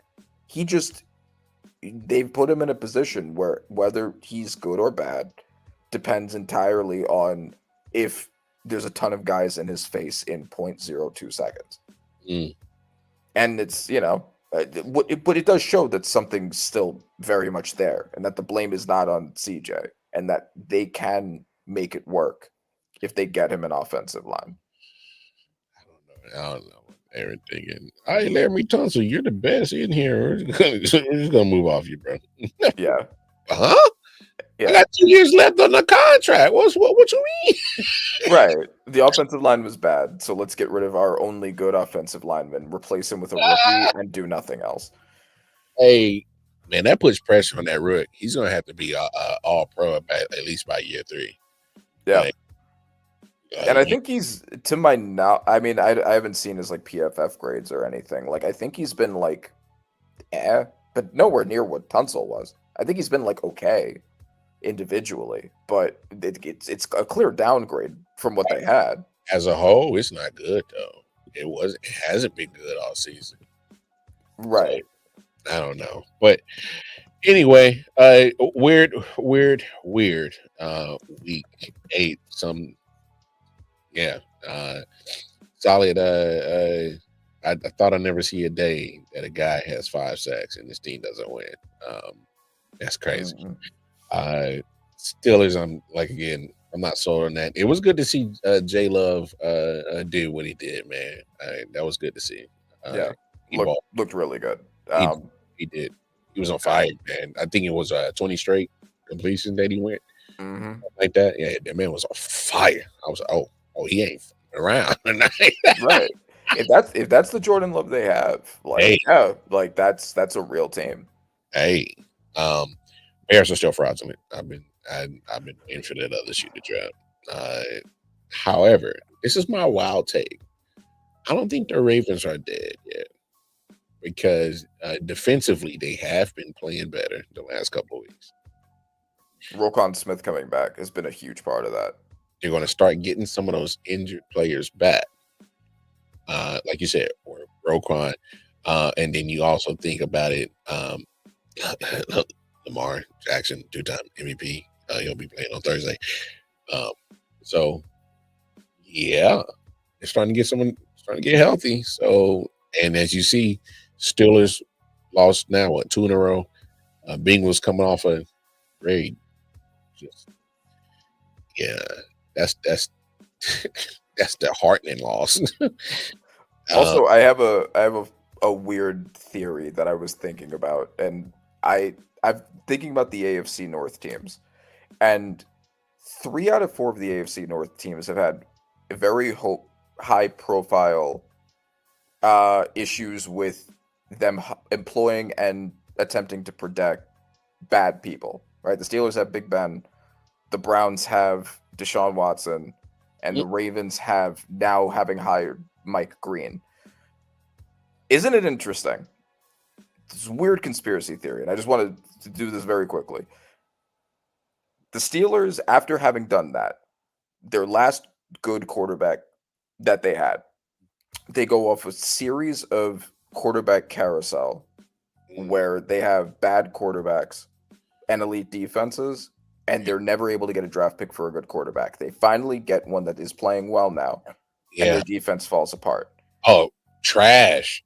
Cheeks. And they're expensive. Yes. Yeah, the most expensive. Browns, Deshaun Watson, they bring him in. He's immediately horrible and then gets injured. And they also can't cut him. And they also have problems replacing him with their quarterback room. Seemingly, just like with the Steelers thing, seemingly for no explanation. And then the Ravens, they bring in Mike Green. Mike Green looks like one of the worst rookies in his relative draft class after being expected to be a steal, seemingly for no reason. And then their defense, which has been elite since the 2000s, is all of a sudden bad and very injury prone with no explanation for the first time I can remember. I've never does that seem like there's a curse going on? I don't know. It seems like a very consistent curse. Some weird juju, man. Because I've never seen the Ravens defense be that terrible. But I think it was what started, I guess, a slight turnaround was with that Rams game. They were able to hold them under 20. Yeah. They're starting to get it back together now. Yeah. Like you said, getting some of these guys back healthy makes a huge difference. So they're not going to get Matabike back this year, no. I don't think. But no, he's done. He's done. Yeah. But a lot of injuries are going to start getting fixed, and then they're gonna look like a different team again. Oh yeah, and especially once they get Lamar back. Oh yeah, and that'll be on Thursday. But them other teams in that division, man, and they're kind of keeping that door open for Baltimore, and that's scary right now. So yeah, we'll see what happens. Vegas still believes in them. No, I get it. Hey, I get it. That's what I was saying before about I don't know what these teams are. Their Ravens are a perfect example of their roster does not reflect their record, or their potential does not reflect their record. So do not be surprised if you see the Ravens down the stretch turning some shit around. Just saying. Let's get to our final and big topic right here, because there's some kind of coming down to the nitty gritty of these NFL candidates for the Hall of Fame class of 2026. If you can't see that graphic, I apologize. We'll kind of just go through it one by one. Quarterbacks, obviously the big one. Let's start with that one for sure. Drew Brees, first time eligibility. Eli Manning, and Phillip Rivers. Obviously, Eli was a final 15 last year, and this is Phillip Rivers' first time up. How you want to slice this one, Big Dog? So my question for you, and then we can kind of go back and forth and talk about it. Mm-hmm. Who do you think, if you were the one making the decision, would get in this coming year? Now, and when I say that, I'm saying within the way that they do it, which is typically about 4 to 8 entries. Yeah. If you could pick between that cutoff for players, and I think one head coach comes in, who would you pick and why? Of all positions? Yeah, you just take everybody from this list and then pick 4 to 8 of them plus one head coach. Man, that's crazy. There's some hellified names in this class, bro. Mm-hmm. Eligible. Damn.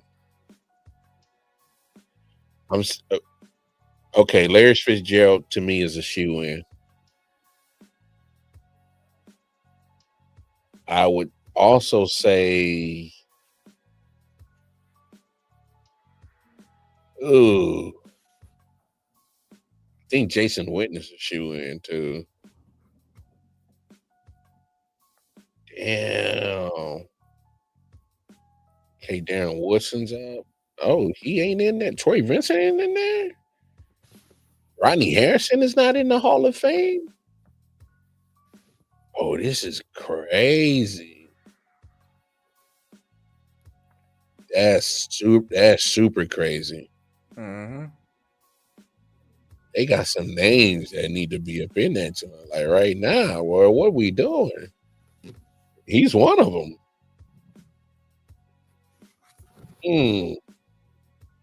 Okay, so Larry Fitzgerald, Jason Witten, that's 2. I would say Drew Brees is 3. He broke so many passing records. You got to put him in there. That's 3. Mm-hmm. Shit. If you had already put in Dwight Freeney, you got to put in Robert Mathis. That's 4. Rodney Harrison's 5. And I'm just going to put in Adam Vinatieri. I got to put him in there. That's 6. And then a coach is Belichick. I mean, I think that's a no-brainer. Okay, gotcha. All right, I respect that list for sure. So I think Drew Brees is obvious and Larry Fitzgerald is obvious. I don't see anybody having pushback for those 2. Jason Witten, he's 4th all time in receptions, 2nd for a tight end, 2nd in receiving yards for a tight end. 2 first team All Pros, 2nd team All Pros. I think he's got to be in there. Eli Manning, and no, I'm not being a homer. 2 Super Bowls, 2 Super Bowl MVPs, stopped an undefeated team's perfect season against the people that everybody calls the GOAT twice. Only person to beat Tom Brady in 2 Super Bowls ever. Most passing yards in a playoff run in NFL history. And then, like, he's atop so many of the counting stats. So, Eli Manning. Terrell Suggs, who I think should have been in last year. Terrell Suggs, all-time leader in tackles for loss. All-time, I think he's all-time leader in forced fumbles. Let me just make sure I got that right. All-time. He's 8th all-time in sacks. Yeah, all-time leader for tackles and loss. So yeah, I think that he's also 2-time Super Bowl champion. He wasn't the face of that elite Ravens defense that won the Super Bowl, but he was a very fundamental part of it with Ray Lewis and Ed Reed. I got to put him in. Luke Kuechly, I think should get in this year. Also didn't get in last year. I think he should get in this year. 2 deep poise. Torrey Holt, I really like for it. That's crazy. Look at that class. And so, like, just look at that wide receiver class right there, bro. Mm-hmm. Wide receiver class is crazy. Anquan Bolton, Larry Fitzgerald, Torrey Holt, Jimmy Smith, Steve Smith Sr., Hans Ward, and Reggie Wayne. And you could probably maybe in this class maybe get 2 of them cats in there. Yeah. And for me, it's Fitz and Holt. I think they were the most dominant of that whole group in their primes. I wasn't really sure kind of how to square the time that Holt was a wide receiver too, but it was really only his beginning of the time. When he was on the other side of another Hall of Fame. Right, and that's kind of the thing where you have that debate of you can be the greatest wide receiver 2 ever. How much of a legacy is that? But he also was a wide receiver 1 for even longer in arguably the greatest offense ever. So I'm not holding that against him. That was him and Brute was wide receiver 1 and 1A, bro. Them both both of them cats was eating. You game plan for both of them. No, no, exactly. I mean, I totally agree. And that's what I was saying. If you put Ike Bruce in, at some point you got to put in Terrell, and that's why I put in Robert Mathis. If you put in Dwight Freeney, the other guy on the other side was Robert Mathis. So, like, they both ate. So, and that was attributed to both of them. But both of them had single talent. But when they're both on the field at the same time, they both ate at DN. When both Torrey Holt and Ike Bruce on it, dog. Oh my God, Greatest Show on Turf was one of the funnest times to watch football, baby. Yeah, no, absolutely. And the reason why I guess I'm saying that is because I was kind of trying to decide how to square Reggie Wayne, because Reggie Wayne was a wide receiver 2 for the majority of his peak. Yeah. And so Torrey Holt wasn't. Torrey Holt was a wide receiver 1 for even longer. And he was elite at it. 2 receiving yards titles, 1 receptions title, one first team All-Pro. So, he's up there. I mean, also the Super Bowl with Kurt Warner. So absolutely him. And my last one for a player, Earl Thomas, as a member of the Legion of Boom. Oh, one of the best defenses. Is that your hot take right there? I think that's my hot take, yeah. Because that's a bold one. Him over Rodney Harrison. We're talking about oh wow. Woo. Yeah, go ahead, drop your facts on this one. I gotta hear this. Okay. I mean, my biggest reasoning for it is just like he was a fundamental part of one of the greatest defenses of all time, a defense that really did lead his team to the Super Bowl, and the Super Bowl win. I think that is a very fundamental part of his legacy.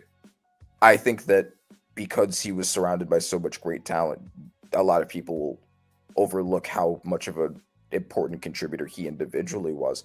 But I mean, him as the center fielder, like that would fundamentally, the Legion of Boom is not the same if you subtract him from it. He was the brains to the beast. Yeah, absolutely. I get what you're saying. I don't hate it. I don't hate it. And then I just wanted to hear your numbers on how you came up with these equations. So I no, that makes sense. Okay? Yeah, you need the brains to the beast when it comes to certain situations of such historic defense like that. Like you just can't just be all y'all meatheads knocking the shit out of everybody. Right, yes. And then my head coach to get in, there's only one choice. Oh my God. The greatest head coach of all time to win multiple Super Bowls. Of course, I'm talking about Tom Coughlin, the true GOAT. Well, so that one's obvious. He did beat the guy you chose in 2 Super Bowls. So I was about to say, remind the folks how many he brought to the Big Apple. I mean, you got to remind them who he beat. So I understand. That's why I'm not mad. Right, exactly. You're the GOAT until someone beats you, and then they're the GOAT. But of course, Bill Belichick's getting in. He's getting in first ballot. Oh yeah, but Tom Coughlin should eventually get in. Yeah, no, I'll put the list up right here. Bill Armstrong, I ain't even gonna try that. He might be before my time. I don't remember that name. Bill Belichick, Tom Coughlin, Alex Gibbs, Mike Holmgren, Chuck Knox, Buddy Parker, Dan Reeves, Marty Schottenheimer, George Seifert, Mike Shanahan, Clark Shaughnessy. Not familiar with Clark Shaughnessy. Bill, not familiar with him. But between Belichick all the way down to Shanahan, I'm familiar with all those coaches. Not familiar with Buddy Parker, so I'm not familiar with his game. But some good names right there. And when it comes to coaching, Mike Holmgren, obviously a disciple from San Francisco. George Seifert, Andy Reid, under what is that? Bill Walsh. They all come from that tree. So Marty Schottenheimer, he's part of my childhood. Obviously, love Marty. There's a gleam, man. One play at a time. He always had his little Martyisms. A very conservative coach. He one thing I wish that Andy Reid have a little bit of in Marty and him. He was never afraid to run the ball, but he's conservative. Hey, 4th and 1s, he ain't going for no 4th and 1, bro. Hey. I know. It's less fun, but it does work. Hey, he'll kick a field goal in a heartbeat, bro. Hey, sometimes you gotta respect that. Sometimes you take the points, man. Don't try to overthink the shit. So now, I also did want to, in the context of us talking about the Hall of Fame, I did want to ask this question so we can have a little discussion on this. yeah, go ahead. If the NFL were to end after this season, let's say everybody's career stops after this season, who do you think is already a Hall of Famer that's in the NFL now? Mahomes. Of course, Mahomes. Yes, They're putting that man in there right now. yeah. Go down the NFL. We can go down the NFL players and coaches. Who would you say is now a Hall of Famer? Yeah, both. That trio: Patrick Mahomes, Andy Reid, Travis. They're in. For sure. Damn. Shit. I think you put in Harbaugh, John Harbaugh. I agree. I think Lamar Jackson.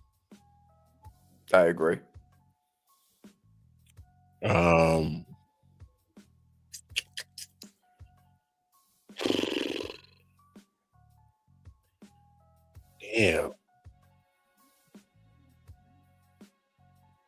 Who else you had on you? Who you else you got in mind? Because I'm still kind of going through a couple of people who I think might get up in that. All right. So I have a list of people who I have a list of definites and I have a list of it's debatables, and then we can kind of debate whether we think they should get in or not. So definites: Aaron Rodgers, obviously. Yes. Patrick Mahomes, obviously. Travis Kelce, Lamar Jackson, Chris Jones. Yes. Derrick Henry. Yes. Christian McCaffrey. Ooh. I actually might move him to debatable. Really?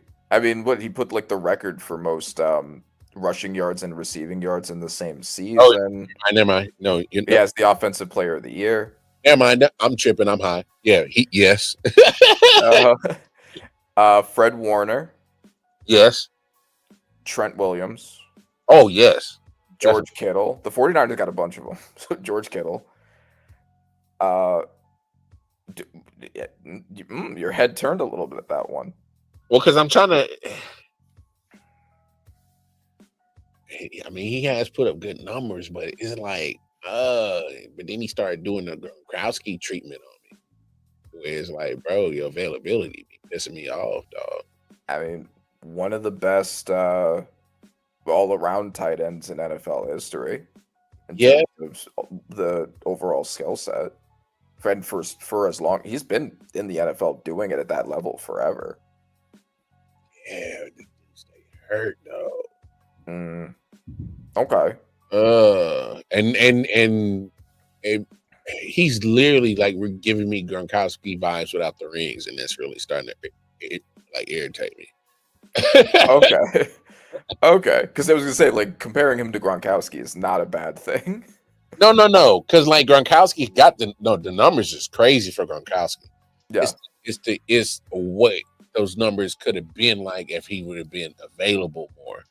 Those numbers would have been crazy if he was available more. Because especially his touchdowns. Like he would have shot that touchdown section through the roof. Like had he been more available. Okay. That's all. I get what you're saying. Lane Johnson. Yeah. Lane Johnson's got to be in, one of the best right tackles ever. Yeah. Tyreek Hill. Okay, I can rock with it. Mike Evans. Oh, how did I not even think of Mike? 1K Mike? What am I? I'm tripping, bro. Uh-huh. This is one that's been debated a lot, so I'm very curious what you think of this one. And after what he's done to my team, I'm not exactly happy with him, but Russell Wilson, I think is a Hall of Famer. I don't believe in playing yourself out of the Hall of Fame. I don't think that that's a thing. And that's most people's argument for why he shouldn't get in on people on that side. I've always been like the type that I just thought Russ gets a bad rap. Now, is he like kind of quirky and like weird? And yeah, but you know how many weird people there are in the world. It's true. Matter of fact, we're all kind of weird to our own personal weirdness. There's going to be some quirks about me that might be weird to other folks, or vice versa. So I never played into that. Like he's him. At least he's authentic. At least from like him being that weird, quirky guy. Like ain't never bothered me. Even that season he had in Denver, which why I would never root against Sean Payton. He tried to make Russell look like he was some bum. That man threw 26 touchdowns and had 7 interceptions. Mm-hmm. Like that don't look like a quarterback that's washed. Could there have been better moments that he probably could have got rid of the football? True. Yeah, that's fair. But right. And if people want to hold his post-Seattle years against him, you have to think also, Tom Brady, Drew Brees, yeah, both, a lot of quarterbacks looked bad in their last year. Imagine they played 4 more seasons than they did. They would look bad. Should that mean that should that subtract from their Hall of Fame career? Like, would his legacy be better if he had retired after Seattle? I don't understand why. He accomplished what he accomplished. Hey, he's continuing to play. You know what still hasn't left is that accuracy on that deep throw. Yeah. And when I see that go, then I'm like, hey, Russ, because that's always been his signature throw. And that ain't gone nowhere. Yeah. I'm not gonna say everything he did was great in New York for those first few weeks. It wasn't all bad. It wasn't all great. It wasn't just all him. So I mean, look, y'all gave him his time, and then y'all went to the Rook. That's okay. But Yeah. I'm not gonna poo-poo and make it seem like Russ was so trash. So I'm actually okay with having Russ in the Hall of Fame. Okay. Because you still need a captain to lead that offensive side, the opposite of Legion of Boom. And for all account, that wasn't his decision to throw that ball against the Patriots in that Super Bowl. Right. No, it's true. So Bobby Wagner, I have in too. Oh yeah, yeah. Levante David. Oh yes. Von Miller. Yes. TJ Watt. Khalil Mack. Oh, Khalil Mack, TJ Watt. Okay. After breaking the record that he broke, most sacks for any player under 30, I think Myles Garrett has locked himself in. And this is a bit of a hot take for some people just because of longevity. I think Justin Jefferson's already a Hall of Famer. And I can make a strong case if you disagree. But do you disagree before we go into it? I believe the impact is there. Man, he's made some magical throws, putting up some magical numbers year in and year out. You know what? I'm with it, and here's my argument for people who disagree. And if you're talking about the longevity case, all right, I really want people to put a microscope on Terrell Davis. I was going to bring him up. Go look at his run. by all means, he put up some great numbers, but it was a short span, and then a couple of years after that man was out of the league because of his injuries. I mean, we're talking about maybe at tops a 7-year career, 8-year career, something like that. And what he did when he piled up all those numbers was probably like maybe half of those years, 4 or 5 years. But he happened to be part of a Hall of Fame team with a Hall of Fame John Elway and some terrifying guys on defense, with a Hall of Fame Shannon Sharp at tight end, with a Hall of Fame Ed McCaffrey at wide receiver. I don't think Rod Smith is in there as another wide receiver that was on those squads, but he was a prominent name in the league at that point in time. So if you're going to have that longevity conversation, I can bring up Terrell Davis in a heartbeat, and at the same point put Fred Taylor into the Hall of Fame, because his numbers at the same time that Terrell was doing that, Fred was out in the damn muck in Duval, not being seen on TV, piling up 1,000 yards for almost 10 years straight. So yeah, so and that's the thing also, because like Gale Sayers is another one that I would bring up. Gale Sayers had 6 seasons, only one more than Justin Jefferson, but he is the rushing yards per game leader, or at least was when he retired. I don't remember if he still is, but that was his legacy. It was like, well, you didn't play for a long time, but you were so impactful for the time that you played. This is Justin Jefferson's. That's a fair point. I feel you, Crafty South, but I'm not knocking Terrell Davis for his accolades. I'm just talking about the longevity point. Like, yes, so okay, Justin Jefferson has the Offensive Player of the Year award. Yes, the team success isn't there. And that's not on him, right? Yeah. Like Davis got lucky enough to be on that team. Justin Jefferson hasn't been, and I think that's a stronger case for him. So this is Justin Jefferson's, in the short time he has been there, this is his resume. Most receiving yards per game of all time. He's surpassed Julio Jones in that regard. Offensive Player of the Year plus some MVP votes for that year. A 1,900 yard season. He the fastest player ever to 3,000 yard games. The most receiving yards ever through the first 5 seasons of their career. He put in a 1,000 yard season up through half of a season when he was injured, with Josh Dobbs being his quarterback for most of that time. He has done all of this despite having this group of quarterbacks: Kirk Cousins, Sam Darnold, Josh Dobbs, JJ McCarthy, and Carson Wentz. And I definitely am forgetting somebody, but like he's had other backups in there too. And every single person who I named was either a backup before, during, or after their time with the Vikings, except for JJ, who had his first 2 starts there. Yeah. That has been his quarterback room, and that's what he's done with it.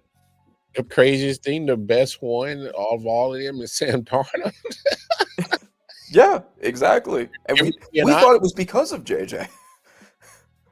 Hey, I knew it wasn't going to work with Kirk, because there was in his rookie season, there was a throw in training camp that he threw, and he airmailed it, and Justin Jefferson, "Fuck Kirk!" What the fuck? I was like, it's gonna be on Jennings to make some miraculous catches. And he does. He does. Yeah, he does. I mean, he has some of the greatest highlight plays of all time. And yeah, I mean, he's done so much in the short time he's been there. There are people in the Hall of Fame that have less impressive resumes than him, for sure. So I think that he's already a lock in. If we're gonna do the longevity thing, and Terrell Davis had the Super Bowls, he had the Super Bowl MVP. It's not Justin Jefferson's fault he didn't have a Super Bowl winning quarterback that was throwing to him. Still ain't got one yet. Still doesn't have one yet. Yeah. And yeah, skill position players, and also the other running backs that we named, like some of them have MVPs. Skill position players haven't won an MVP since 2012. Like, that's just not a thing right now. So that can't be used against him. But he got MVP votes in 2022. Adrian Peterson was the last one. Yeah. All right. So those are my definites. Coaches: Andy Reid, Kyle Shanahan, John Harbaugh. Whoa, you putting Kyle Shanahan in there? Right? Yes, I am. Wow. He has made some of the best offenses ever, despite having quarterbacks that are about as talented as you and me. I'm being hyperbolic, but like I think that's pretty insane. He's gone to multiple Super Bowls. I get that he hasn't won one, but a lot of the greats haven't. I don't think that can just be on him. Like Andy Reid, if he hadn't been gifted Patrick Mahomes, he might not have a ring either, and then we'd be talking about him the same way. But nobody is, because he got Patrick Mahomes. Fair enough. So Mike Tomlin, John Harbaugh, Sean Payton, Sean McVay, and Pete Carroll. Do you disagree with any of those? Okay, Sean Payton, man. I know you don't like Sean Payton. No, it's because we got to be real. That outside of that 2009 Super Bowl, man, there's a lot of missed playoffs in that resume. There's a lot of missed playoffs in that, in New Orleans, and we ain't. I hate when people want to give this man credit for Drew Brees' career. I'm like, this dude, Drew Brees, was a Pro Bowler before he got to you, bro. In San Diego? Drew Brees was not good in San Diego. Let's not do that, dog. Let's not do that, dog. And then he got the shoulder injury. Like, come on, man. Drew Brees wasn't no slouch out in San Diego, bro. Okay, hold on. Because I know that he wasn't good in San Diego. Let me just actually get the you can pull the stats to back it up. You can pull them stats up, man. If I'm wrong, I'm wrong, but because you gotta remember, I watched this division. So yeah, no, that's true. That's true. Phil was cool, but Drew was a killer, man, and he was tough. And his first full season was 2002 in San Diego. He had a 60% completion percentage, 3,200 yards, 17 touchdowns, and 16 interceptions, for a passer rating of 76.9. The year after that, he had a 57% completion percentage, 2,100 yards, 11 touchdowns for 15 interceptions, and a 67 passer rating. He looked bad. Fuck, Drew. He did have one really good year. The next year, I wouldn't say really good, but good. 65%, 3,100 yards. Running it around. There it is. 27-7 touchdown interception for a 104 passer rating. And then the next year, 64%, 3,500, 24 touchdowns to 15 interceptions. So it's a little bit of a dip there, 89 passer rating. Then once he got to New Orleans, first year in New Orleans, 4,400 touchdowns. 4,400 touchdowns, 4,400 yards, 26-11 touchdown interceptions, 96 passer rating. Yeah. The next year, 4,400 yards again. The next year, 5,000 yards. The next year, 4,300 yards. The next year, 46, 54, 51. Hey, they was gonna throw that pill in. Big gap at least in yardage. Big gap once he gets to New Orleans. To be fair, he also had Marty Schottenheimer in San Diego with the LaDainian Tomlinson. I just told y'all what Marty Schottenheimer was going to do. And you got LaDainian Tomlinson, a Hall of Fame running back. So you're gonna let him tote that rock more before you let Drew Brees throw that ball. Sure. That doesn't explain a lot of those interceptions that he had before getting there. So I think it explains that yardage disparity. Doesn't explain the completion percentage. No, that's fair. I'm just saying. And that's for the up until Joe Burrow, all-time completion percentage leader, thanks to his years in New Orleans. No, man, I ain't letting you slide with that, dog. All right, okay. I had a feel. I'm just saying, Drew Brees was not a very toolsy quarterback either. Just like Bo Nix isn't. Look how what Sean Payton's been able to do with Bo Nix and that team. Look at all of those guys on the team before and after Sean Payton got a hold of them. Were we talking about Nick Bonito and Quinn Miners and Zach Allen as Pro Bowlers before last year? Probably not before last year. But definitely this year and last year, Nick Bonito's been on another fucking level, bro. So yeah, and who's been his Oh. head coach? Anyway. Okay, I like this though. I like that we have disagreements on this. And then it's a couple of my arguables that I'm not really sure what to do with. Devontae Adams, Cam Jordan, Calais Campbell, Matthew Stafford, Cooper Kupp, Josh Allen, and Joe Burrow.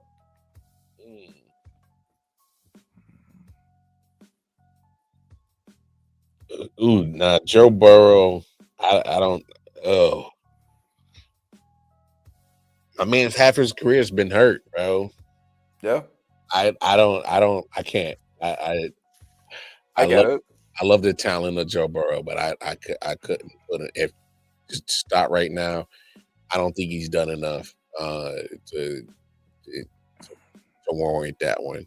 I don't even, in my opinion, I don't even think that's a longevity conversation. Like literally, this man has been hurt half his career. No, it's true, and he's done some amazing things during the time he's been there. But the sample size isn't that big. He is the all-time completion percentage leader now, but that's off of what 4 healthy seasons up until this point. He had last year where he led the league in all the passing stats. It's the only time he's done it. He did make a Super Bowl, but he lost in that Super Bowl. So yeah, I mean, I think it's fair to say that he hasn't done enough to get in. Because also I think that the Hall of Fame discussions also sometimes it depends a lot on how strict you are as a judge versus how lenient one is. Because like the Basketball Hall of Fame, like anybody can walk in there. The Baseball Hall of Fame is very strict. The NFL's kind of in the middle. Yeah, I don't want to say they changed the criteria, but it's almost hard to gauge how they voting. Because it's like what do they feel more important? Like example again to bring up Terrell Davis, like how long like are they voting a certain way as in impact and no like I think Darrelle Revis almost falls in that category with Terrell Davis, where the impact was so impactful and it may not lasted forever or a long ass time. But damn, it was whoa. Right. Yeah. No, exactly. So like, it depends on how much you value peak versus longevity, how much you value championships versus stats. How much you weigh the team success against a player. All of those things. Yeah. But who could, for those, since I have them in the arguable category, who would you put in and who would you leave out of that group? Drop those names again real quick. Devontae Adams. I will put him in. Okay. Cam Jordan. Off the Saints. Yeah. The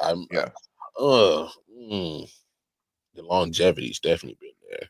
Yeah. And he's, I think, 18th all-time in sacks? I could actually double-check that.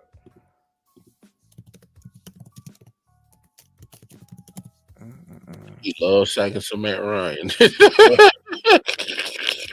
Yep. He's the Saints all-time leader in sacks, and yeah, he's top 20, I think, 18th. Oh yeah, he'll be in there. Okay. Calais Campbell. I think he gets in too. Love it. Okay. Definitely longevity. He's still productive right now. Yeah, he is. He was I think when he was with the Falcons, he was their best defensive end. That was what, a year ago, 2 years ago. He's back in Arizona now. Mm-hmm. Yeah, and he's playing well for them. Mm-hmm. Matthew Stafford, which is He's kind in. of an interesting one. I think Really? his numbers are climbing. He's starting to climb that all-time passing leaderboard. He's starting to climb some names. Okay. Because I think he's don't quote me on this. I can't remember what category that he is flying up that list. But he's racking up the passing yards for sure. Got the championship. I know people are going to knock him for not having the MVP, but the longevity's there. And so let me make the counter argument to you to see how you respond to it, because I'm like, obviously I have an arguable, so I'm not 100% sure. He spent all of his time in Detroit Lions being a good player, bad team guy with good stats, but he never accomplished anything. no, at what, 1 or 2 maybe playoff appearances. Yeah, exactly. Yeah, He would be thought of very similar to like a Dak Prescott if his career ended there. Then he did win the championship, but he won the championship with one of the most OP defenses maybe in NFL history. Sure. And with Cooper Kupp, who got Super Bowl MVP over him, having a historic season. here's my counter to that. They swapped one position, only one, same roster. Mm-hmm. They got to a Super Bowl. They didn't win it. They swap a quarterback. They win it. Same roster. That is a good point. That's a very good point. I mean, they also added Jalen Ramsey, but that's not the difference maker. Yeah, but that is a good point. Okay, I'm sold there. Cooper Kupp, also, since we're talking about the Rams, Mm, he has one Hall of Fame season. that's what I'm saying. What do you do outside of that? Pretty solid seasons. Nothing. And then he hit 30, and then his body started falling. Mm-hmm. Which isn't necessarily abnormal for a wide receiver, but he didn't. It depends. Do you think he did enough before then? Man, That he's in. Let me pull this shit up real quick. Mm-hmm. Because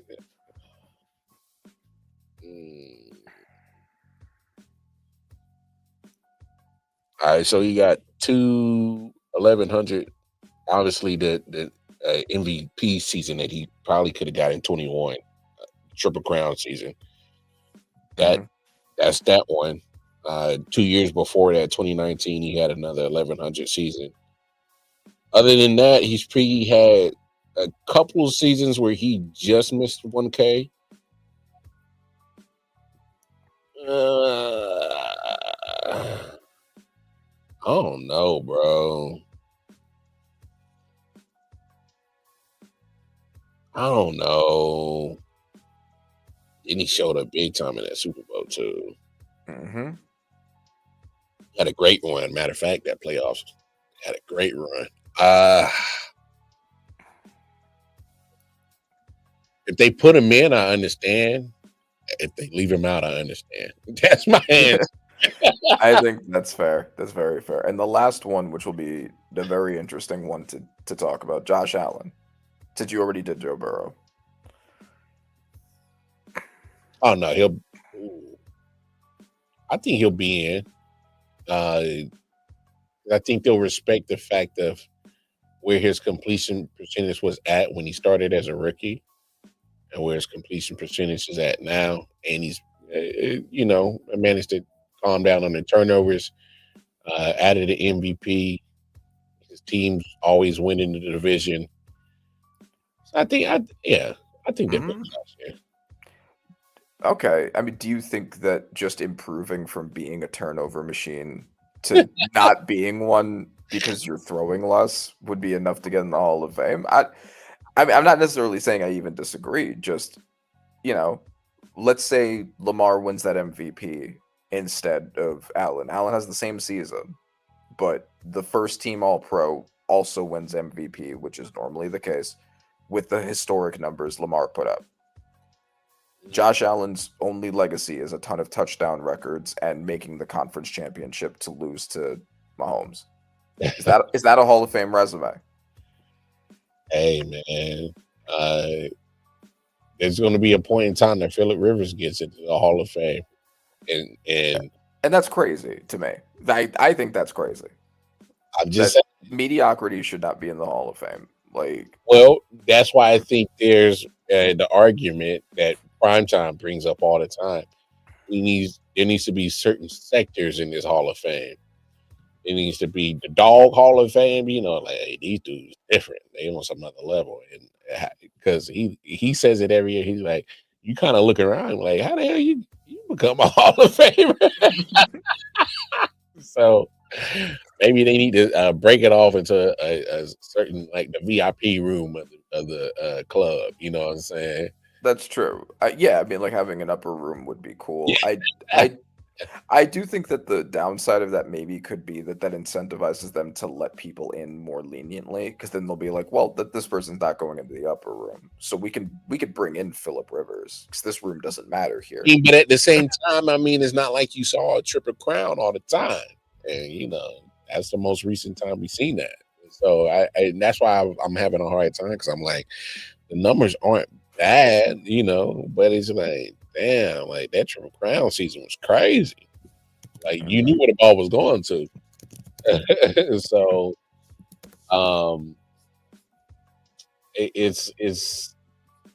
it's kind of weird, and that's why I was saying when it comes down to how they vote, like, what's the actual criteria, and is every voter following that same criteria? Because some cats, I'm like, because for me, I'm gonna bang this to the hills, man. Fred Taylor should have been in. I'm sorry. Rodney Harrison should have been in. Did you put Fred Taylor in when we were doing the who No. are you putting in? Because he's eligible now. Yeah, and he was one of the nominees. And I didn't. He was a finalist last year, and I was hoping he'd get in last year. But I just think because he was doing it at the time where it was running back heavy at that point in the league. I mean, you had obviously he was running at the same time because how long longevity his career was. Other running backs in the league like LaDainian Tomlinson, Adrian Peterson, he was going. He was in the AFC. Priest Holmes was doing this thing at that point in time. Shit, man, running backs everywhere. I think that was at that point in time. Sean Alexander still was getting MVPs and shit. Yeah. I mean, my goodness. They had one in Green Bay. Amon Green was pretty good. So they had some running backs galore, and he was stuck in old Jacksonville, Florida, getting no coverage, and his numbers went under the radar. Are you saying this in comparison to Josh Allen or Phillip Rivers? More into like comparison of Phillip Rivers more, but okay. My thing is with that comparison between Phillip and Josh, obviously neither one has won the big championship, but obviously Josh has the MVP. But I mean, my man Josh Allen, he's a game changer. I mean, the man's been playing Superman in Buffalo for the last couple of seasons. Hey, anybody really paid attention to what they really put around him? If they take James Cook off that roster, if he gets an injury, they're dead in the fucking water. No, it's true. No, and I get that. And I don't think that, because I've made the point many times here, I did earlier today, that football is a team sport. It is. These are team sports. I don't think that you need to have a championship to be a Hall of Fame quarterback. However, I do think that if you don't have one, you got to be one bad motherfucker, boy. Yeah, you have to have an MVP or you have to have a bunch of first team all pros, or you have to have some passing records, or whatever. The numbers look good. Phillip Rivers has none of that. I feel you. Yeah, Phillip Rivers doesn't have an all pro at all. He doesn't have an MVP. I don't think he ever got serious MVP consideration at any point. Mm-mm. He's never even been to a Super Bowl. And because we did this, we had this segment once when last year's Hall of Fame. Phillip Rivers averaged top 13 defenses his whole career, and he had LaDainian Tomlinson and Antonio Gates. He has no excuse for not even making a Super Bowl. So I don't know. I think that if Phillip Rivers gets in, then Dak Prescott and Kirk Cousins might as well get in. Because at that point, we're just celebrating mediocrity. Get ready for it. I'm just letting you know. Yeah, just having above average stats for a long time apparently is enough. Well, and hey, we've had this conversation a million times. I value winning over stats, but I do love when your stats equates to winning. So there's going to be anomalies to that. Obviously, right. Dan Marino. Dan Marino comes to the top of the head. Obviously, he's a Hall of Famer despite the lack of a ring. Yeah. I mean, you would be foolish not to put Dan Marino, think that he was ever. He had Hall of Fame written all over him before he even laced up his first play. So right. Meanwhile, Trent Dilfer, Joe Flacco, and Nick Foles are not Hall of Famers, right? Like context matters. Would never be a Hall of Famer in my eyes. They're not a Hall of Fame career. Right. Yeah, so context to winning matters. But if you're not winning, there has to be a good reason. Hey, man. Hey, look. Y'all be seeing these on wildebeest bitches out here with kids. Somebody had to hit that. They got lucky that one time. All right? So when you see a trend there for winning a Super Bowl, that was just one time. All right? It was one moment of glory. In the NFL light. There it is. Ooh, there it is. You're welcome. All right? Ain't nobody checking for Trent Dilfer. Ain't nobody gonna be checking for Nick Foles. Yeah, no. Jeff Hostetler is not getting into the Hall of Fame either. There's levels to this shit. Yeah. No, exactly. So yeah, it's not necessarily about the ring, but it's about accomplishing things. Hey, you sometimes put it simple. Hey, when we played this team and we had to find out where he is at all times. If he's a badass wide receiver, hey man, we know who we got to cover. If he's a whatever position, hey man, game plan for that dude. Mm-hmm. If ain't nobody game plan or check for you, I don't think your ass should be in there. Also, Phillip Rivers has some of the worst fourth quarter stats of any quarterback of that level in NFL history. So, very often it was actively his fault that they didn't win. Yeah, it wasn't just that he couldn't drag a team to wins. He was the reason they lost a lot of the time. Yeah, but every time he was on the roster, besides Drew Brees, when they were sharing, I think, a year or so together, he was the best QB in the room. So you should be on my side on this. That's a rival quarterback of yours. I'm sure you hated Phillip Rivers. I still do. I can't stand his ass. I'm just saying, sometimes there's those, I guess, emotional voters, and I can see them being emotional about that whole class. Like there will be a Ben Roethlisberger, Phillip Rivers, and Eli all getting in the Hall of Fame. All of which have very different resumes. Only two of those three have won anything. Yeah. But also, on this subject, how do you feel about Frank Gore as a Hall of Famer then? Because I think there's a very similar conversation with him. His numbers says that he should be in there. His counting numbers, his volume numbers do. But that's what I'm saying. And can't hate on his longevity.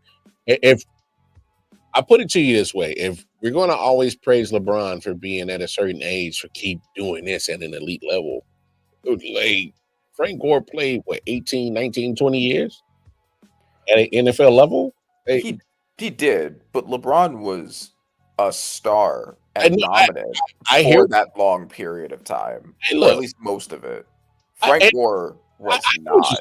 I get what you're saying, and that yes, that's a huge disparity in this analogy that I'm throwing out. But what I'm saying is to play at the running back position in the NFL for that long, and it wasn't like he wasn't contributing; he was contributing every year. No, he was. He got 1 team All Pro. Like he wasn't a bad quarterback, bad running back. Obviously, the question is, was he a Hall of Famer year to year, or is he a Hall of Famer as a totality of his years?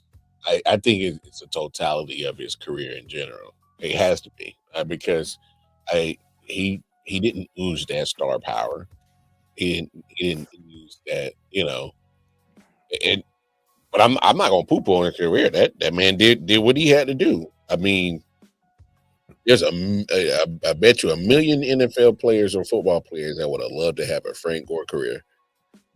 Because that man put up some damn good numbers, and I'm not gonna poo-poo that. So, because he had to still be a commodity, he still had to produce to continuously get a job year in and year out, and that matters. So, Okay, but then are we giving people Hall of Fames for being in the NFL for a long time?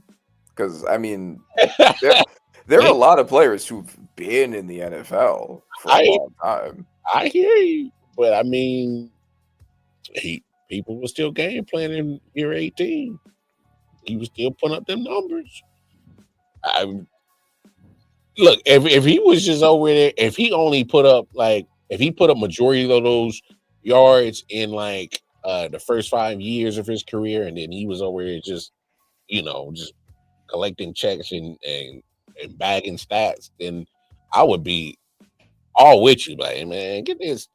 And then bum, I ain't no Hall of Famer, but man was still part of the. Hey, man, 21 Gore. Yeah, we got to put him on the ground. They was still to him, so I can't poo-poo on that. Okay, all right, that's very fair. Is there anybody that we didn't talk about that for the Hall of Fame, either on the list or now, that you want to talk about in that regard? No. I will say this: if you look at the names on that list, matter of fact, I'll pull it back up again. At each position, hey man, there's some dogs at all those positions. Yep. And when I say there's some dogs, and I think we're at that point in time of the NFL where it's going to be hard to get all these people in a certain time frame. Because, like I just said, that wide receiver position, somebody's going to have to wait because of the numbers game. Mm-hmm.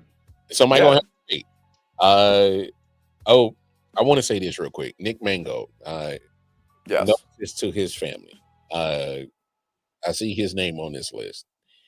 If there was any time that I would say, man, like, hey man, let's give that family that gold jacket for that man. And I'm not saying like turn it into no spectacle, no Disney movie, but for those that watch his career, and he was loyal to a bad franchise. He was to his own fault.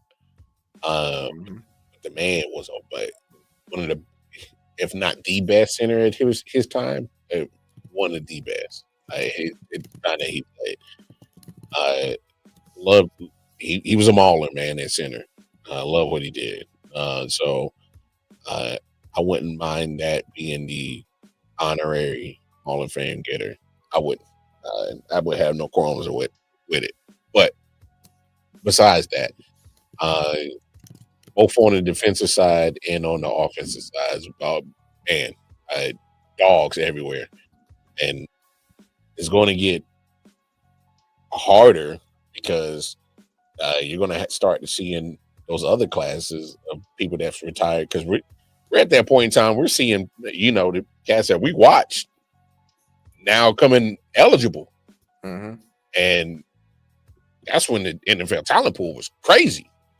Like Antonio Gates, what? I remember your whole career, bro. Yeah. Yeah. No, it's true. I mean, honestly, seeing Eli there does make me feel old. Seeing Tom Coughlin there really hit me, because he was my head coach growing up. Yeah. Me first getting into the NFL. As far as I was concerned, he was the greatest coach ever, because he was the one that I knew. And he was winning.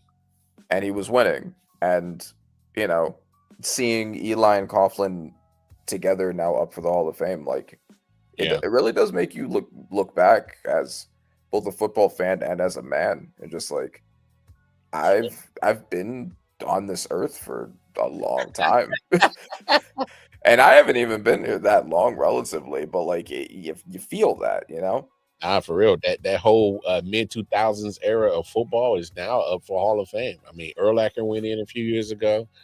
There's other cats there. Damn, we're talking about peak Madden football era, baby. So no, this was fun, man. I had some good conversation, man. We ain't gonna keep y'all, man. We started a little bit early, but now we in overtime, so we ain't gonna keep y'all deaf, man. But this was great, man. It's gonna be interesting to see what they do for this class of 2026. Not sure. Oh, Super Bowl weekend, they start coming out to the finalists and who gets their gold jacket or not. So we'll find out. Yeah, at that point in time, Super Bowl weekend. So, but hey, y'all know where to find Randy if you need some audio needs. Panther on Acid on Instagram. You also know where to find me, yo. I.O.W Sports Network on all social media platforms. More specifically, YouTube. Hit that like, share, subscribe button, folks. I keep showing the players some love. Other than that, y'all know what it is. Amen. Till the next time.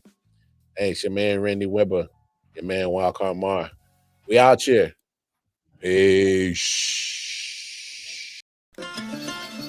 Yeah. Solid Hill TD, yes, what's up? Yeah, come on. I.O.W Sports Network, late night edition. Let's go. Come on. We about to raise the bar. Wild card Mar. Everybody grab a seat, cause you know we about to spark. Late night sports talk. Modelo cigar. Man, you don't wanna start. Wild card Mar.